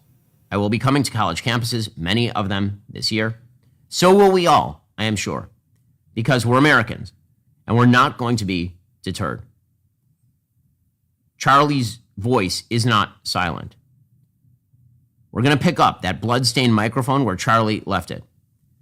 And to those who would intimidate, who would seek to stop us, who would seek to end free discussion, who believe that they have ownership over public spaces and can violently threaten and kill people who speak freely, we are not going to stop. And I have 2 words. Fuck you. We will not stop telling the truth. We will never stop telling the truth. We will never stop debating and discussing. We will never stop standing up for what America is and for what she should be. And we will never let Charlie Kirk's voice die. Goodbye to my friend, Charlie Kirk. May your memory be a blessing for your family and for your country and for all of us. Yeah, that's what I saw. But I saw it in a YouTube short and I was like, okay. But then there was also a news article saying that Ben Shapiro has canceled all of his college tours and that he won't be doing them. So it's like, again, like I said before, there's a lot of information out there. You just got to kind of sort through it to see what's what. We just heard Ben Shapiro say that he was going to continue on with these college tours and he's not afraid. He's not going to go cower in a corner or whatever, but maybe his team possibly put out something saying that, yeah, we're going to go ahead and cancel. So who's to know? Who's to know? Machiavelli says he'll train for this in the mirror. Well, we'll see. We'll see, man. I mean, it's a lot. It's a lot right now, and I don't really blame anybody for, having just that sense of uncertainty that, you don't want to put your life at risk, especially if you have kids and you have a wife and stuff and a family and stuff. I get it. You know, when you start to have people that depend on you, you start to be a little bit more careful with your life. You still want to affect change. You still want to touch people's lives and stuff, but you got to move a little bit more careful. So I think that's all I got for tonight. We got about 9 more minutes. Let me get some water. I do want to thank you guys for hanging out with me tonight. I was kind of, I knew I had to cover the Charlie Kirk stuff. I just didn't want to make the whole stream about it, because I'm pretty sure you guys have been inundated this entire week with nothing but Charlie Kirk videos across all platforms. And I knew this was going to happen, you know, and it completely overshadowed the other terrible thing that happened to the Ukrainian girl that got on the train and just got completely brutally stabbed by that guy that had like 14 priors and stuff. And this was now his 15th crime. And it just made me mad when I first saw that nobody did anything. You know, they just kind of sat there and watched. And yeah, I got mad. I got really angry. And I understand that if you're an innocent bystander and you're sitting down, you're watching somebody get stabbed, and you think that, oh, I don't want anything to happen to me, I'm just going to sit very still, and maybe you're frozen in fear because you just can't believe what's going on. I guess I can understand that, but I think there's something out of adrenaline that starts pumping in your veins, and you start thinking that, you know, I need to do something, you know, like this is an innocent woman. I need to do something to help. And I get it, if you're a woman and you're the closest one to, and you just freeze and stuff, but you got like 4 other men that was in that like small little confined area that could have done something. And it's just really sad. It's a sad world we live in, man. And I'm hoping that you know, the only thing I can do is hope that it gets better, because you know, the world is hurting right now, man. And a lot of people they're going through their lives with like this fear now that they can be taken out at any moment. You know, they could be at the whims of a repeat offender, you know, a 14th repeat offender, you know. But what I would say to that is just always be alert. Always, you know, be on, always know what's going on, you know, and just always be aware of your surroundings, and try not to put yourself in compromising positions, you know, where, you know, you're not able to defend yourself, you know. And I get it. You know, you can't watch everybody at all times, and, you know, people that have children and stuff like that, you know, you can only watch them so you know, for so many hours of the day, but they do have to leave your sight at some point. You know, I have that thought in my head, you know, but we just got to kind of make sure that we're instilling the type of values and the alertness and, you know, the self-preservation skills to our children and to our significant others to, you know, if you can't defend yourself, you need to either run and hide or find somebody to help you, you know, but don't ever try to stand up when you know that you're ill-equipped to take on the fight, you know. So Machiavelli came back. He said, family is everything. Absolutely. 100%, man. Family is everything. And it's the motivation. It's the reason why I wake up every day and work as hard as I do. But yeah, I mean, it really is. And that's the thing that, you know, friends come and go, you know, people that are acquaintances, whatever, they come and go, but family is forever, man. And, you guys, everybody that's in here, you know, you guys are all part of my inner circle, my family, you know, so I appreciate each and every one of you. Machiavelli says, with the blacks, you can't relax. I don't know if you meant to rhyme there, but that was a rhyme. I mean, it's easy to say that, but it's like, you know, you got murderers can come in all shape and sizes, man. You know, and like I know that the whole chart of statistics are out there with the numbers and stuff, and I try not to get too hung up on, you know, that, because I think everybody's individual experience is different. So I try to just always be alert and always, you know where the exit is whenever I go inside of a room and stuff, and just make sure that I'm not having my back to anybody to where I'm vulnerable, and you know, just make sure that I'm not putting anybody else at risk. You know, like I always make sure I keep my eyes on where my kids are at, and you know, I just do the best I can to keep them safe, keep my wife safe as well. You know, because yeah, man, it's like what I said in my post, man. You guys gotta cherish the people that are closest to you, keep them protected, keep them safe, and the world will heal when we become better people. You know, we can only heal from ourselves. We can only be better people on our own. You know, stop trying to change everybody and trying to get them on your side. The only thing you can do is just try to be a better person for the world. That's all I can say. But yeah, that's all I got, man. Do you guys have, I don't know if you guys have anything to say, but I appreciate you guys coming out, spending time with me. I will see you guys on the next one, and you guys have a wonderful weekend, a happy Sunday, and we'll be here next week. I'll see you guys next week, man. So you guys take care. And yeah, if you guys haven't liked the video on your way in, make sure you like the video, subscribe to the channel if you haven't subscribed already, and I'll see you guys on the next one. This is Camp Hustle 1 out.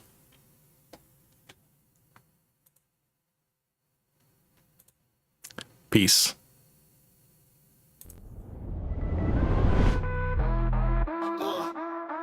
Camp Hustle 1, squad moves like a freight train. Streaming live Saturdays, no need for a campaign. Kirk Benny in the chat, spitting heat, uncontained. Haters lurking in the shadows, they ain't built for this terrain. Covers dropping gems, wisdom sharper than a blade. XO Charles in the mix, got the whole game amazed. Taking souls for free, no invoice, no delays. Debating Sonic, spitting logic, making waves. Hustlers unite every Saturday night. We shine bright, got the spotlight in sight. Live stream flames, haters take flight. Chopping it with Hank, keep the vibe airtight. Commentary live, no script, just pure flair. Every bar a dagger, leaving doubters in despair. This ain't just a hustle, it's a kingdom we declare. Building brick by brick, we ain't folding under glare. Hank Russell in the cut, breaking bread, trading thoughts. While they talk trash, we strategize and plot. Every stream of canvas, every word a stroke of art. We out here taking names, pulling strings, playing smart. Hustlers unite every Saturday night. We shine bright, got the spotlight in sight. Live stream flames, haters take flight. Chopping it with Hank, keep the vibe airtight.